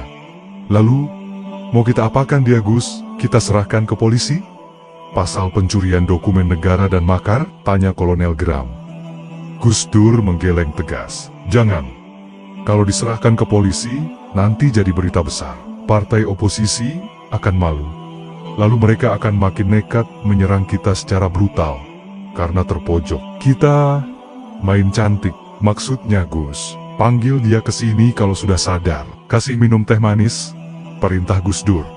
1 jam kemudian, staf muda itu, sebut saja Andi, duduk bersimpuh di hadapan Gus Dur, menangis terseduh. Ia mengaku disuruh oleh seorang petinggi partai untuk mencuri draft itu dengan imbalan pelunasan hutang judi dan janji beasiswa ke luar negeri. Ia memohon ampun agar tidak dipenjara. Andi. Gus Dur menghela napas. Kamu ini anak pintar, tapi salah gaul. Saya tidak akan memenjarakan kamu. Kasihan ibumu di kampung kalau tahu anaknya jadi maling. Andi mendongak. Tak percaya. Benarkah Gus? Bapak tidak lapor polisi? Tidak. Tapi ada syaratnya, kata Gus Dur. Kamu harus sekolah lagi. Sekolah di mana Gus?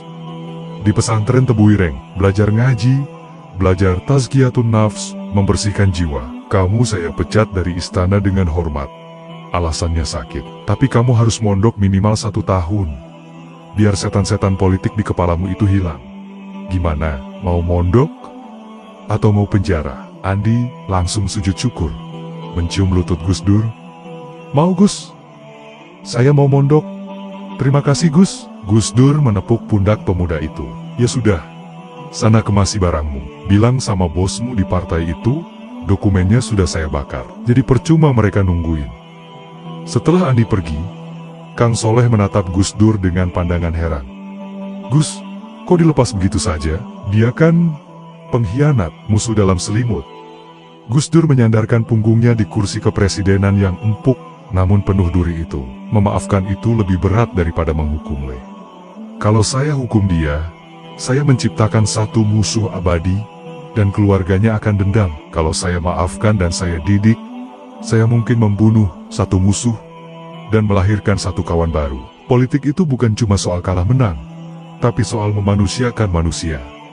Kang Soleh terdiam. Ia belajar satu lagi ilmu dari Universitas Kehidupan Gus Dur, bahwa keadilan tidak selalu berwajah palu hakim, tapi bisa berwajah tangan yang merangkul.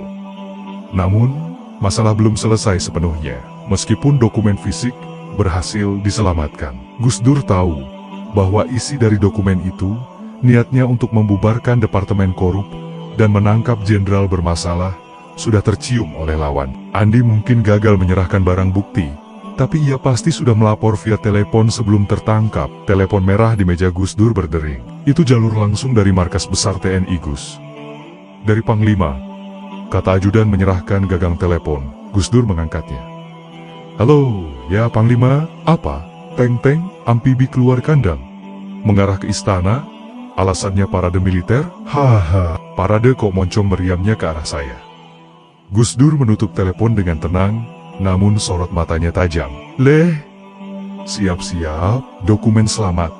Tapi, perang terbuka sudah dimulai. Mereka pamer kekuatan. Mereka mau menakut-nakuti saya dengan tank? Terus kita harus apa, Gus? Kita panggil Banser? Kita panggil pasukan loyal?" tanya Soleh panik. "Jangan, kalau tentara lawan tentara, yang mati rakyat. Kalau mereka pakai tank, kita pakai daster," jawab Gus Dur misterius. "Daster, Gus?" "Iya. Besok pagi, saya akan keluar menyapa tank-tank itu dengan celana pendek dan kaos oblong. Saya mau lihat. Berani nggak mereka nembak presiden yang lagi santai cari angin?" ujar Gus Dur sambil tertawa. Tawa yang menyembunyikan keberanian nekat seorang wali yang tidak takut mati.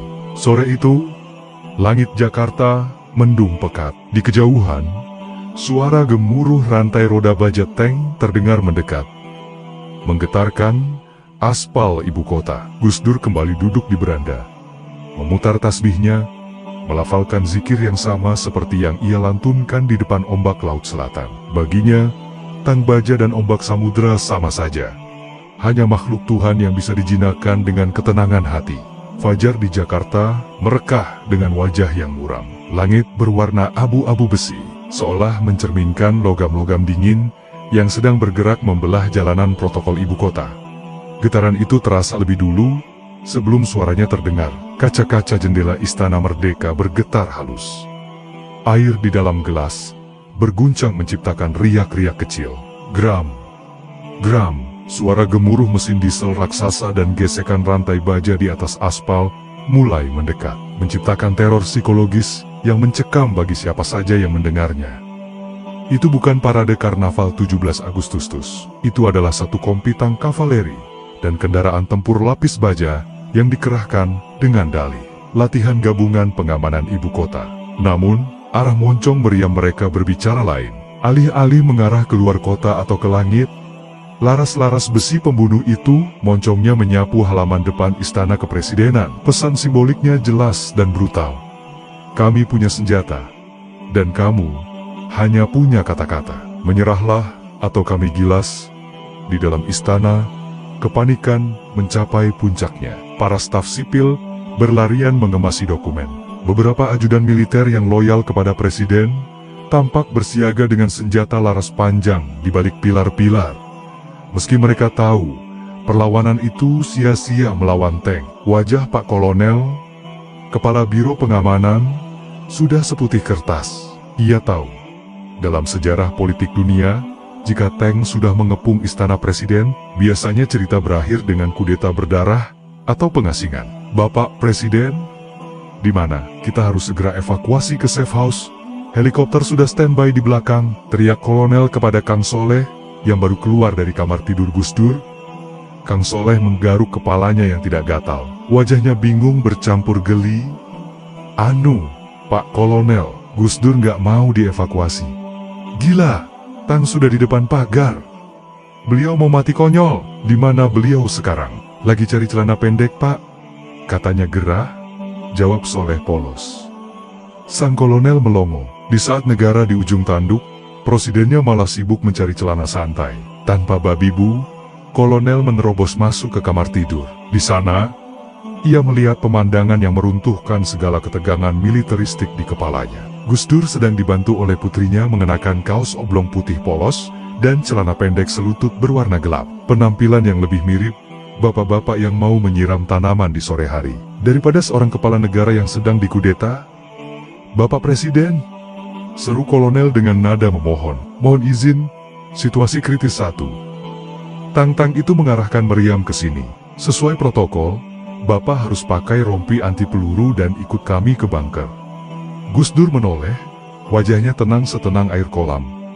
Ia meraba-raba mencari sandalnya. Kolonel, sampean ini tentara kok kagetan? Tank itu cuma besi itu benda mati. Yang hidup itu manusia di dalamnya. Mereka itu anak-anak kita juga. Masa Bapak takut sama anak sendiri? Tapi Pak, ini show of force. Mereka mau intimidasi Bapak, ya biarin mereka show. Kita tonton saja. Sayang kan bensinnya mahal. Sudah jauh-jauh datang, masa nggak disambut? Ujar Gus Dur enteng. "Ayo Le, tuntun saya ke beranda depan. Saya mau dada-dada sama tank." "Gus, bahaya. Ada sniper," cegah kolonel histeris. Namun, Gus Dur tetaplah Gus Dur.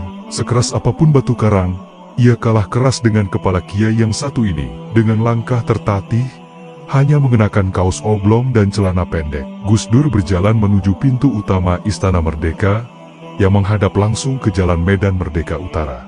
Pintu raksasa itu dibuka, angin pagi Jakarta yang berdebu langsung menyambut. Di seberang pagar istana, pemandangan mengerikan terhampar. Belasan tank berjejer rapi, mesinnya menderu-deru memuntahkan asap hitam. Laras meriam mereka tegak lurus mengarah ke pintu tempat Gus Dur berdiri. Jaraknya hanya sepelemparan batu. Ratusan tentara berseragam lengkap dengan wajah garang berdiri di sekitar tank. Ketika sosok Gus Dur muncul di beranda, waktu seolah berhenti. Para prajurit di seberang sana tertegun. Mereka mengharapkan melihat presiden yang ketakutan, bersembunyi di balik tameng pasukan pengawal, atau presiden yang marah-marah dengan seragam resmi. Tapi yang mereka lihat adalah seorang pria tua gemuk, setengah buta, memakai celana pendek, berdiri santai, sambil melambaikan tangan dan tersenyum lebar. Pemandangan itu begitu absurd, begitu manusiawi, hingga meruntuhkan narasi musuh negara yang didoktrinkan oleh komandan mereka. "Selamat pagi," teriak Gus Dur. Suaranya tidak menggunakan mic, tapi entah kenapa terdengar jelas di tengah deru mesin tank. "Kalian sudah sarapan belum? Kok pagi-pagi sudah main mobil-mobilan?"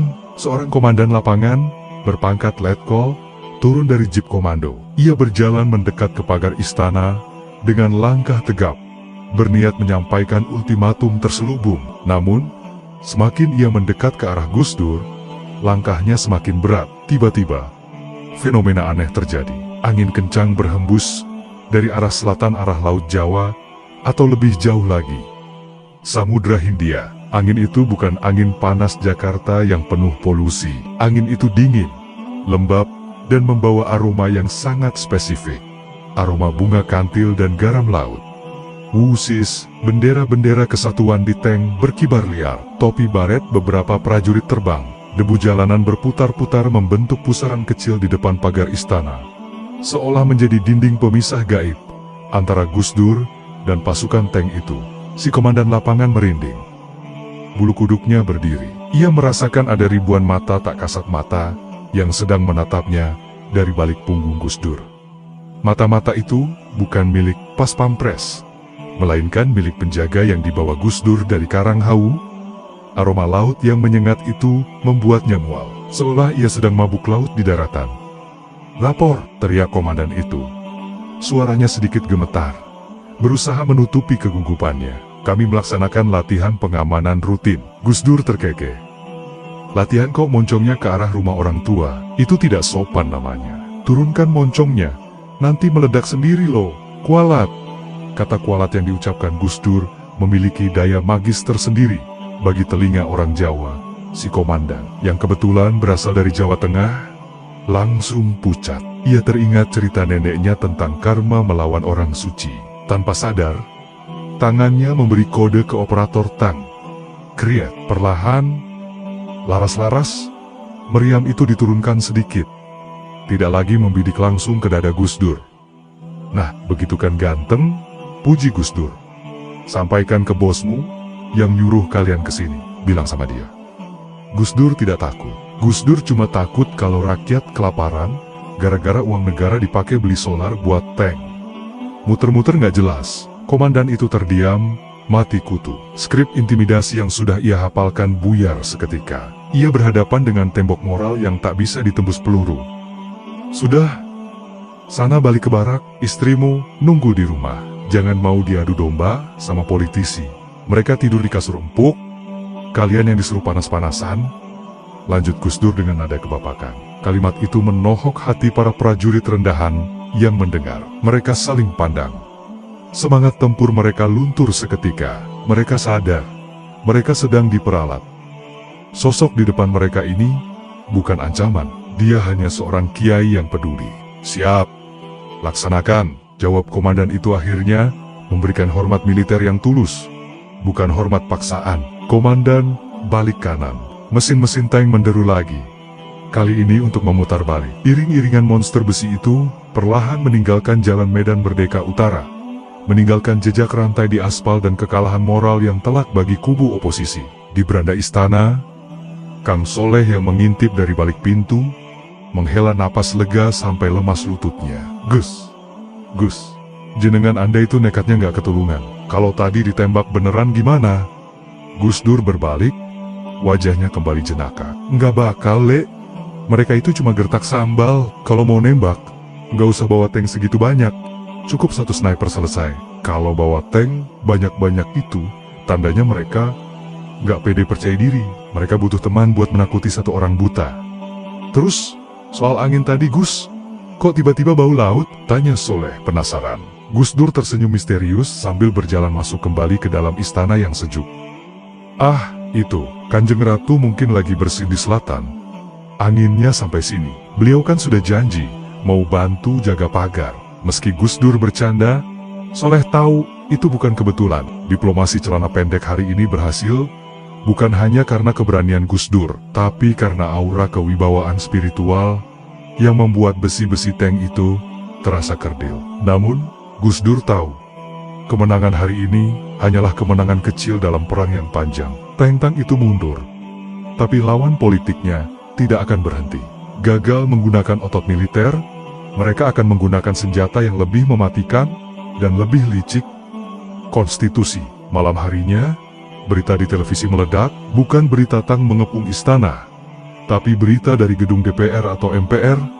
Para pimpinan partai sepakat mempercepat sidang istimewa. Agenda tunggal, memakzulkan Presiden Abdurrahman Wahid dengan alasan inkompetensi dan skandal yang direkayasa. Gus Dur duduk di depan televisi, mendengarkan berita itu. Wajahnya tidak lagi jenaka, gurat kesedihan dan kekecewaan mendalam tampak jelas. Mereka memaksa saya main kasar, gumam Gus Dur lirih. Maksudnya Gus? Tanya putri beliau yang menemani. Mereka mau pakai palu sidang untuk memenggal demokrasi. Kalau begitu, saya terpaksa harus mengeluarkan senjata terakhir. Senjata yang paling saya benci, tapi harus saya siapkan. Apa itu? Ya, dekret. Jawab Gus Dur pendek. Satu kata yang mengandung muatan ledakan nuklir politik. Membubarkan parlemen sebelum mereka membubarkan negara. Di luar jendela, kilat menyambar membelah langit Jakarta. Hujan deras turun tiba-tiba, seolah-olah menangis menyambut pertarungan akhir yang akan segera dimulai. Pertarungan antara seorang wali yang kesepian melawan gerombolan serigala politik yang kelaparan. Dan di Laut Selatan, ombak mulai bergulung setinggi gunung, menantikan titah terakhir dari sahabatnya di darat. Jakarta bukan lagi kota metropolitan, melainkan kawah candra di muka yang siap meletus. Kabar tentang rencana pemakzulan Presiden Abdurrahman Wahid oleh parlemen telah menyebar ke seluruh pelosok negeri. Reaksinya sungguh di luar kalkulasi para politisi Senayan. Mereka mengira Gus Dur hanyalah kiai tua yang tak berdaya. Namun mereka lupa, Gus Dur memiliki umat yang kini bergerak. Gelombang manusia dari berbagai daerah mengalir ke ibu kota dengan kendaraan seadanya, siap mati membela sang guru. Kawasan Monas berubah menjadi lautan hijau.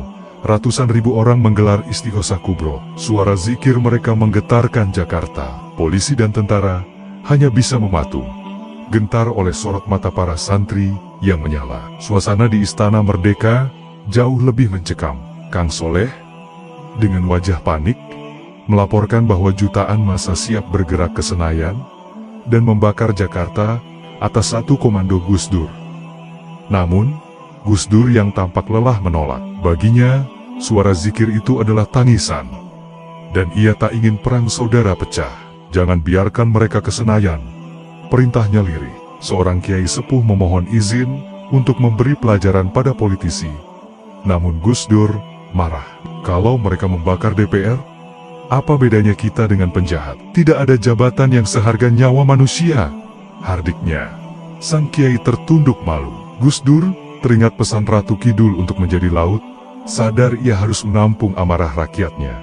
Ia memutuskan untuk berbicara pada mereka dan menyuruh mereka pulang, meski mereka datang dari jauh. Justru karena saya sayang mereka, katanya, khawatir akan provokasi yang bisa memicu kerusuhan. Sore harinya, di balkon istana, Gus Dur meminta massa untuk pulang. Meski histeris dan menolak, lautan manusia itu akhirnya patuh pada perintah sang kiai. Pemandangan jutaan orang yang mundur tertib sungguh ajaib. Namun, di Senayan, para politisi melihat ini sebagai kelemahan. Sidang istimewa dipercepat, vonis pelengseran sudah disiapkan. Malam itu, di istana yang remang, Gus Dur dan para loyalisnya berdiskusi. Ini kudeta konstitusional, lapor Mahfud MD Gus Dur. Dalam dialog batinnya dengan Ratu Kidul, mendapat wangsit untuk menggunakan jalan langit. Ia memutuskan untuk mengeluarkan dekret presiden. Para stafnya kaget, mengingatkan risiko tanpa dukungan militer. Saya tahu saya akan jatuh, jawab Gus Dur tenang. Dekret ini untuk sejarah, untuk menunjukkan perlawanan terhadap kesewenang-wenangan parlemen. Malam semakin larut. Draft dekret yang berisi pembubaran parlemen dan pembekuan Partai Golkar pun ditulis. Saat ditandatangani, listrik istana sempat padam. Dekret diumumkan malam itu juga menggemparkan Indonesia. Namun, TNI dan Polri menolak, dan parlemen tertawa. Di kamarnya yang sepi, Gus Dur tidak bersedih karena akan kehilangan jabatan, melainkan karena nasib bangsa setelahnya. Aroma melati kembali datang, dan ia berbisik terima kasih pada sang ratu. Dalam kesendiriannya, ia menangis, bukan karena penyesalan, tapi karena cinta pada rakyatnya. Besok adalah hari penghakiman, dan Gus Dur telah menyiapkan pakaian terbaiknya. Celana pendek dan kaos oblong, simbol perlawanan paling jenaka. Gus Dur mengangguk pelan. Ia memejamkan mata, pikirannya melayang menembus dinding istana, menembus ruang dan waktu, kembali ke pendopo hijau, Nyi Roro Kidul, Gusti Ratu. Batin Gus Dur berdialog. Samudra sudah saya tenangkan, ombak sudah saya suruh mundur. Tapi karang-karang di Senayan ini terlalu tajam, mereka tidak mau minggir. Entah halusinasi atau wangsit, Gus Dur seolah mendengar bisikan jawaban. Jika jalan darat buntu, gunakan jalan langit. Buatlah garis tegas, sejarah akan mencatat siapa yang memegang pena kebenaran. Meski tintanya habis malam ini, Gus Dur membuka matanya. Tatapannya tajam. Kita keluarkan dekret, ucapnya mantap. Dekret presiden, seru para staf kaget. Membubarkan parlemen, itu berisiko tinggi Gus. TNI dan Polri sudah menolak mendukung. Kalau Gus Dur keluarkan dekret tanpa dukungan senjata, itu cuma jadi selembar kertas tak berarti. Gus Dur akan jatuh. Saya tahu, jawab Gus Dur tenang. Senyum getir menghiasi wajahnya. Dekret ini bukan untuk mempertahankan jabatan saya. Saya tahu, saya akan jatuh. Besok saya pasti keluar dari istana ini.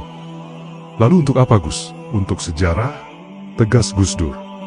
Saya harus menunjukkan kepada generasi masa depan bahwa ada seorang presiden yang berani melawan kesewenang-wenangan parlemen, meski dia harus kalah.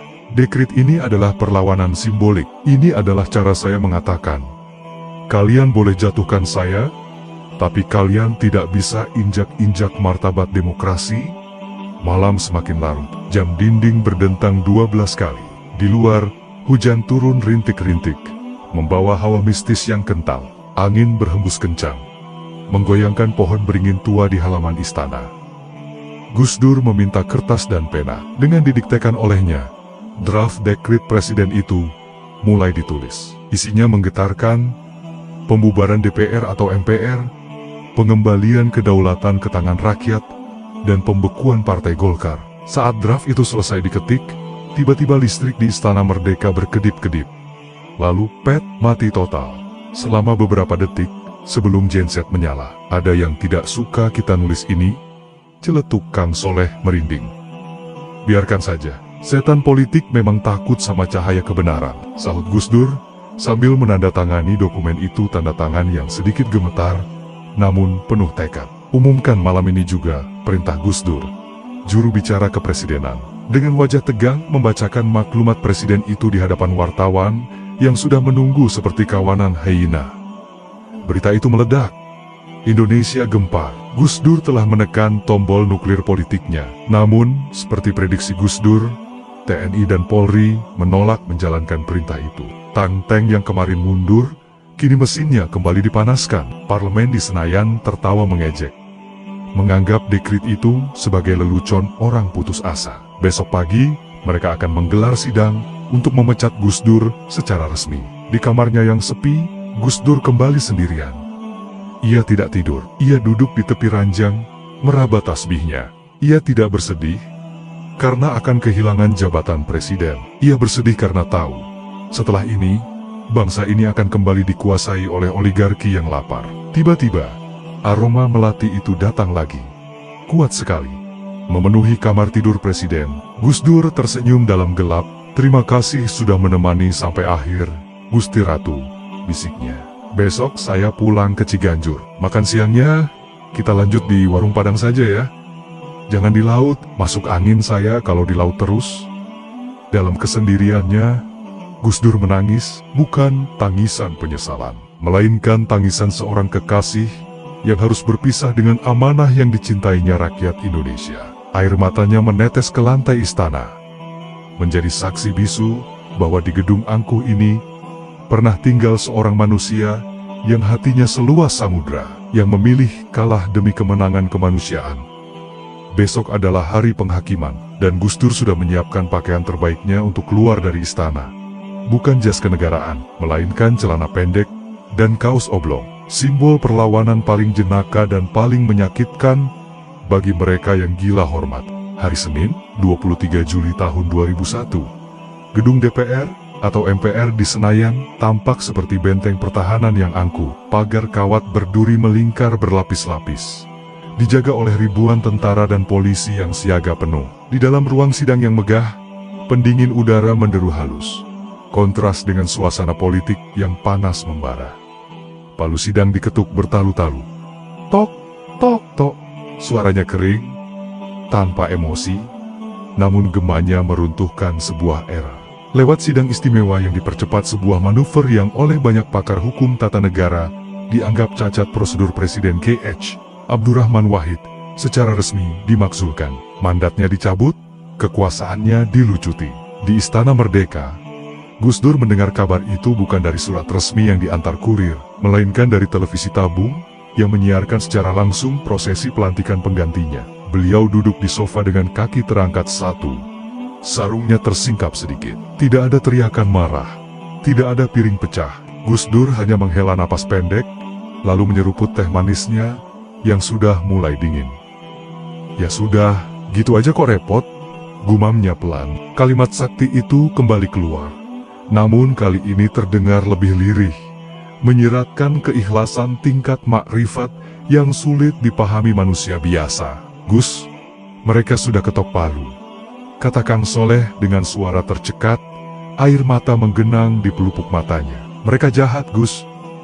Mereka membuang Gus Dur seperti Sesti. Jangan nangis, Le, potong Gus Dur. Jabatan itu cuma baju. Kalau sudah kotor atau kekecilan, ya dilepas. Jangan dipaksa dipakai terus. Nanti sobe, yang penting kita keluar dari sini dengan kepala tegak, bukan lewat pintu belakang seperti maling. Namun, pengusiran itu ternyata tidak berjalan dengan sopan. Beberapa jam setelah palu diketok di Senayan, para birokrat istana yang sebelumnya menjilat kaki Gus Dur langsung berganti wajah. Mereka ingin menunjukkan loyalitas pada penguasa baru dengan cara yang norak. Tiba-tiba, tanpa pemberitahuan, aliran listrik ke sayap tempat tinggal Gus Dur diputus.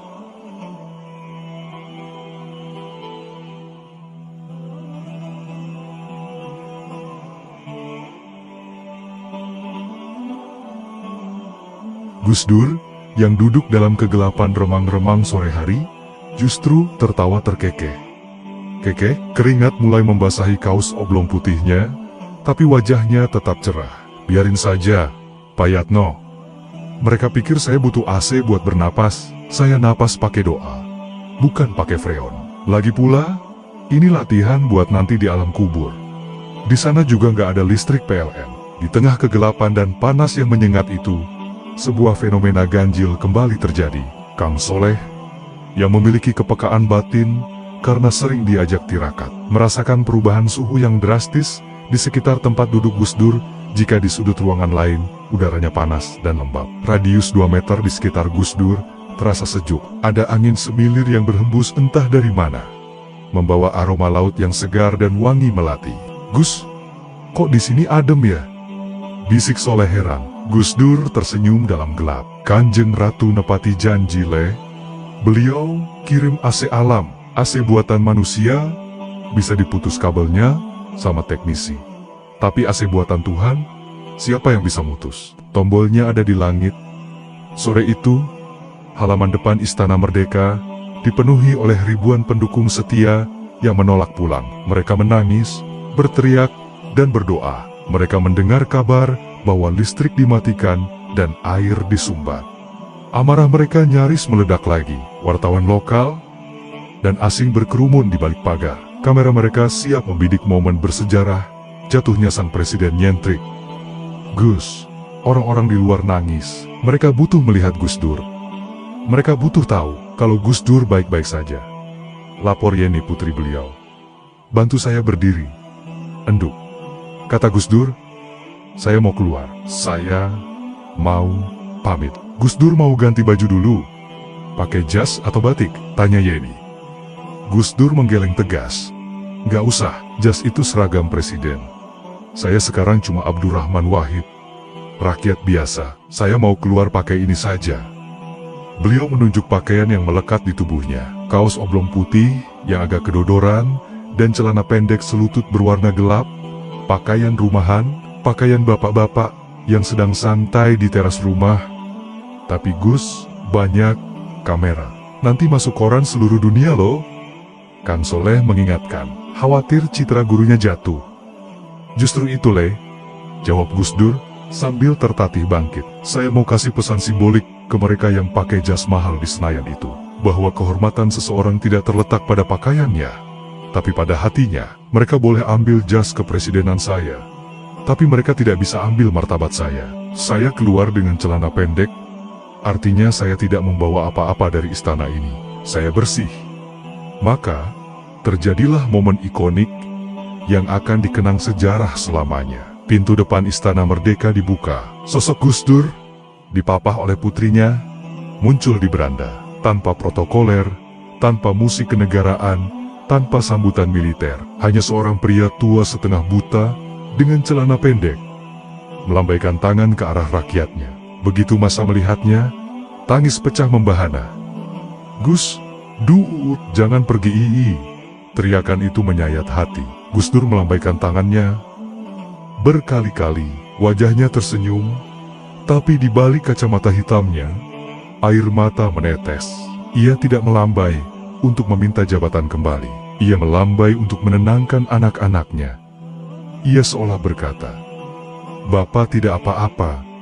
Bapak kuat, kalian pulanglah. Jangan berkelahi demi Bapak. Di mata Kang Soleh yang berdiri di belakang, pemandangan itu tampak surrealis. Di sekeliling Gus Dur, ia melihat pendar cahaya kehijauan yang samar.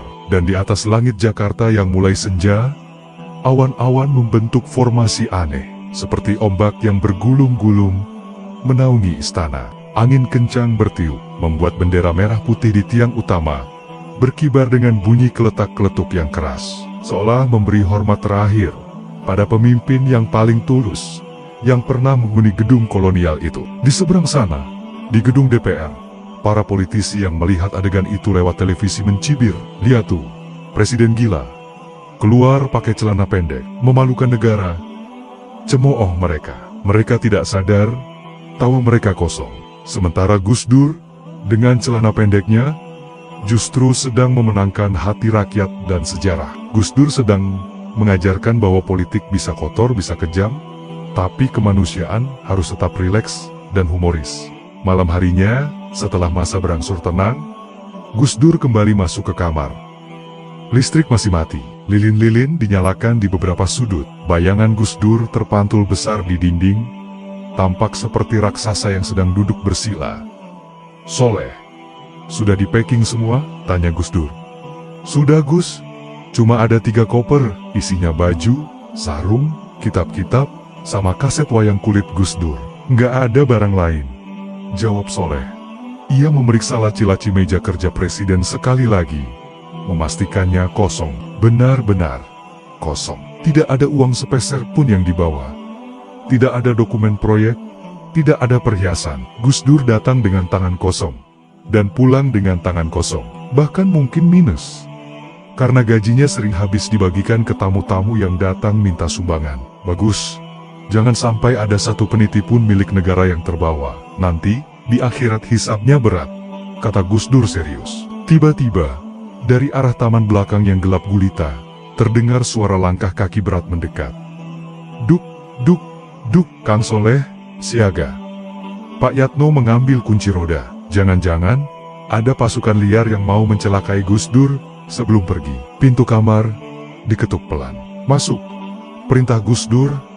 Pintu terbuka. Yang masuk bukan tentara, bukan pembunuh bayaran, tapi seorang tukang kebun tua istana yang selama ini jarang diperhatikan orang. Ia membawa bungkusan daun pisang, wajahnya tua dan keriput, tangannya kasar penuh tanah. "Sugeng dalu, Gus," sapa tukang kebun itu malu-malu, bersimpuh di lantai. "Saya dengar Gus Dur mau pindah besok pagi. Saya nggak punya apa-apa. Dapur umum sudah tutup. Saya cuma punya ini, singkong rebus dari kebun belakang. Masih hangat, buat ganjel perut Gus Dur malam ini." Kang Soleh tertegun. Di saat para pejabat tinggi menjauh dan memutus aliran listrik, seorang tukang kebun rendahan justru datang membawa makanan. Gus Dur tersenyum lebar, meraba bungkusan itu. "Alhamdulillah, ini rezeki, min haitsu la yahtasib, rezeki yang tak disangka-sangka. Terima kasih, Pak. Ini lebih enak daripada steak daging sapi jamuan kenegaraan. Sini, kita makan bareng." Di bawah cahaya lilin yang temaram, Presiden Republik Indonesia yang baru saja digulingkan itu makan singkong rebus bersama tukang kebun, sopir, dan ajudannya.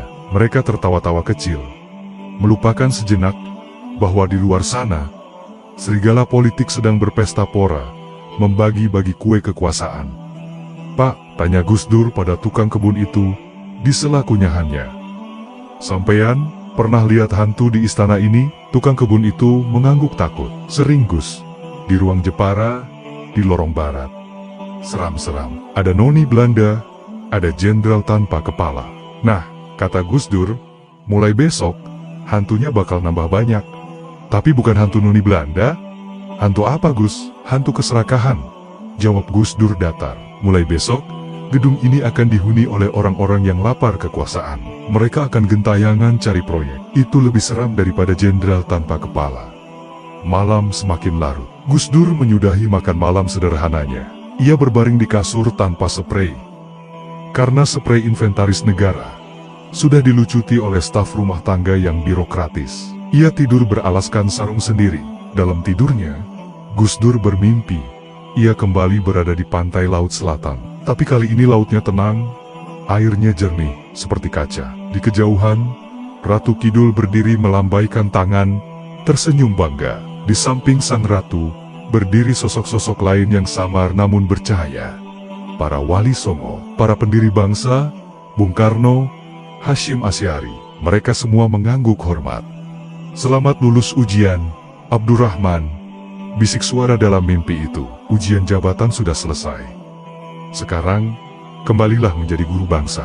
Tugasmu menjaga moral, bukan menjaga kursi." Gus Dur terbangun saat azan subuh berkumandang dari Masjid Istiqlal. Hatinya plong, ringan. Beban negara seberat ribuan ton yang selama ini dipikulnya sudah diangkat. "Soleh, Yatno, bangun. Sholat subuh, habis itu kita pulang ke Ciganjur. Saya kangen soto buatan istri saya," ucap Gus Dur ceria. Pagi itu, Selasa 24 Juli tahun 2001, iring-iringan mobil sederhana meninggalkan Istana Merdeka. Gus Dur duduk di kursi depan mobil pribadinya, melambaikan tangan lewat jendela pada para pegawai istana yang menangis diam-diam di balik pilar. Mobil itu melaju pelan, keluar dari gerbang besi, menembus kerumunan massa yang masih setia mengawal. Istana Merdeka kini kosong dari ruhnya. Lampu-lampu kristal mungkin akan menyala terang lagi nanti malam, menyambut penghuni baru. AC akan kembali dingin, tapi kehangatan, humor, dan keberkahan yang dibawa oleh sang kiai telah pergi bersamanya menuju rumah pinggiran di Jakarta Selatan. Gus Dur pergi membawa kemenangan yang tak terlihat oleh mata kasat, tapi dirasakan oleh hati nurani. Rumah itu tidak megah, atapnya genteng biasa, dindingnya bercat putih sederhana, dan halamannya tidak dijaga oleh tank ataupun pasukan baret merah. Namun, setiap harinya, ratusan orang dari berbagai lapisan, mulai dari petani yang tanahnya diserobot, ibu-ibu pengajian, pendeta, biksu, hingga aktivis mahasiswa mengantre untuk duduk di karpet teras rumah itu. Inilah istana yang sesungguhnya, tanpa protokol, tanpa birokrasi, dan tanpa intrik. Gus Dur duduk di kursi rodanya, mengenakan sarung dan kemeja batik lengan pendek. Wajahnya jauh lebih segar dibandingkan hari-hari terakhirnya di Istana Merdeka. Tawanya yang khas terkekeh sampai bahunya berguncang kembali, terdengar renyah saat meladeni guyonan seorang tamu dari Madura. Di sudut teras, Kang Soleh yang kini sudah terlihat lebih matang, ada sedikit uban di rambutnya, duduk mengamati gurunya dengan takzim. Ingatannya melayang pada peristiwa 4 tahun lalu. Badai di Karanghawu, tank di depan istana, dan momen celana pendek di beranda. Semua terasa seperti mimpi buruk yang berakhir indah. Setelah tamu terakhir pulang dan hari mulai gelap, Soleh mendekat. Ia membawakan segelas teh hangat dan pisang goreng. "Gus, unjuk minum dulu," tawar Soleh. Gus Dur meraba gelas itu, menyeruputnya sedikit. "Alhamdulillah, teh buatan istrimu ini lebih enak daripada teh jamuan Ratu Inggris." Soleh tersenyum, lalu duduk bersila di dekat kaki Gus Dur. Ada satu pertanyaan yang selama bertahun-tahun mengganjal di hatinya. Pertanyaan yang belum tuntas terjawab sejak peristiwa di Pelabuhan Ratu itu. Gus Soleh memulai dengan ragu. "Apa?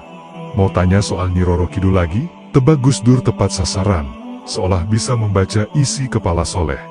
Soleh nyengir kuda. "Inggih, Gus. Sampai sekarang saya masih penasaran. Dulu itu Gus Dur beneran makan siang sama Ratu Kidul? Atau itu cuma kiasan Gus Dur saja, biar musuh-musuh politik pada takut?" Gus Dur diam sejenak. Angin malam Ciganjur berhembus pelan, menggerakkan daun-daun pohon mangga. Suasana hening, hanya terdengar suara jangkrik.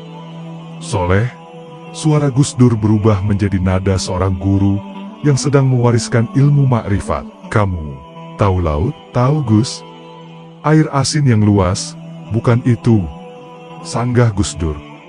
"Laut itu adalah tempat di mana semua sungai bermuara. Sungai itu bawa apa saja, ada air jernih dari gunung, ada sampah dari kota, ada bangkai hanyut, ada limbah pabrik. Semuanya masuk ke laut. Tapi apakah laut jadi kotor? Tidak. Apakah laut jadi bau? Tidak.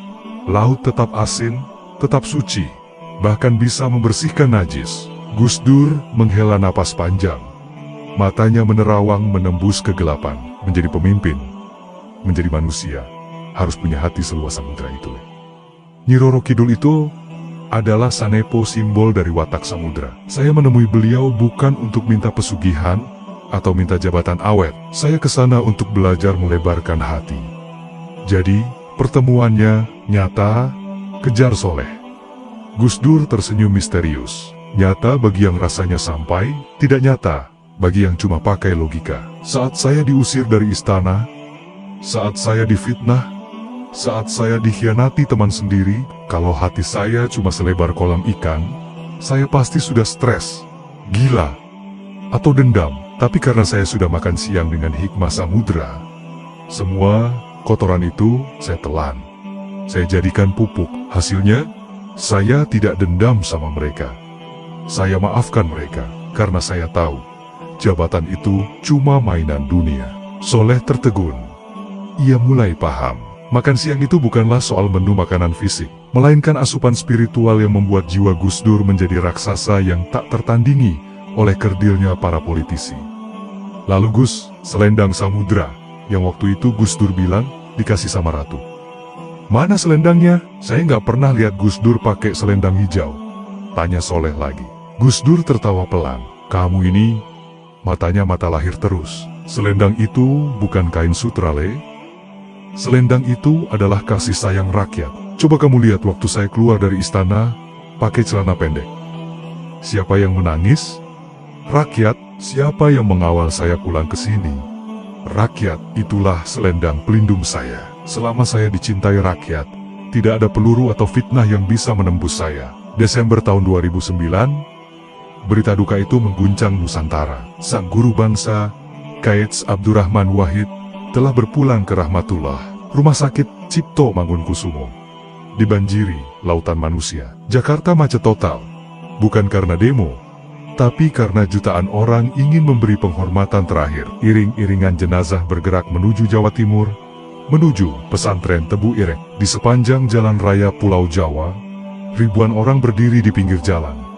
Mereka tidak dikomando, tidak dibayar. Mereka keluar dari rumah-rumah, dari pabrik, dari sawah, melambaikan tangan sambil menangis. Bendera setengah tiang dikibarkan di mana-mana, bahkan di rumah-rumah ibadah agama lain. Di Tebu Ireng, liang lahat telah disiapkan. Jutaan manusia menyemut, mengubah kompleks pesantren menjadi lautan kepala, berwarna hitam dan putih. Gema tahlil la ilaha illallah bergemuruh dahsyat, menggetarkan tanah, seolah-olah bumi sedang menyambut kekasihnya kembali. Kang Soleh, dengan mata bengkak karena menangis berhari-hari, ikut menggotong keranda. Saat jenazah Gus Dur perlahan diturunkan ke dalam tanah, Soleh melihat pemandangan yang membuatnya merinding. Langit di atas Tebu Ireng mendung, tapi tidak gelap. Awan-awan berarak membentuk formasi yang indah. Dan entah kenapa, Soleh mencium aroma yang sangat ia kenal. Aroma yang pernah ia cium di tebing Karang Hawu dan di ruang kerja Istana Merdeka saat mati lampu. Aroma wangi melati bercampur segarnya angin laut. Soleh mendongak. Dalam pandangan batinnya yang berkaca-kaca, ia seolah melihat sebuah selendang cahaya berwarna hijau pupus terbentang dari ujung timur ke ujung barat langit, memayungi prosesi pemakaman itu. Dan di telinganya, sayup-sayup terdengar bukan hanya suara tahlil, tapi juga deburan ombak yang lembut. Sugeng tindak Gus, bisik Soleh lirih. Panjenengan sudah pulang, sekarang panjenengan sudah benar-benar menjadi samudra. Konon, pada hari wafatnya Gus Dur, ombak di pantai selatan Jawa bergolak hebat, namun tidak merusak. Nelayan di Pelabuhan Ratu bersaksi melihat cahaya hijau memancar dari tengah laut menuju langit, seolah sang ratu pantai selatan sedang memberikan hormat militer terakhir kepada satu-satunya presiden yang berani datang bertamu makan siang dan pulang dengan membawa hati yang tak bisa dipatahkan oleh siapapun. Gus Dur telah pergi, tapi humornya, kemanusiaannya, dan kisah misteriusnya tentang Ratu Kidul akan terus hidup, mengingatkan kita bahwa di negeri yang kaya mitos dan intrik ini, senjata paling sakti bukanlah keris atau tank baja, melainkan kemanusiaan yang memaafkan. Dan jika Anda sedang berdiri di tepi pantai selatan, memandang ombak yang tak pernah lelah menghantam karang, ingatlah kata-kata Gus Dur, jadilah seperti laut, luas, dalam, dan tenang. Biarkan orang melemparmu dengan batu atau sampah, kau tetaplah samudra yang memeluk bumi.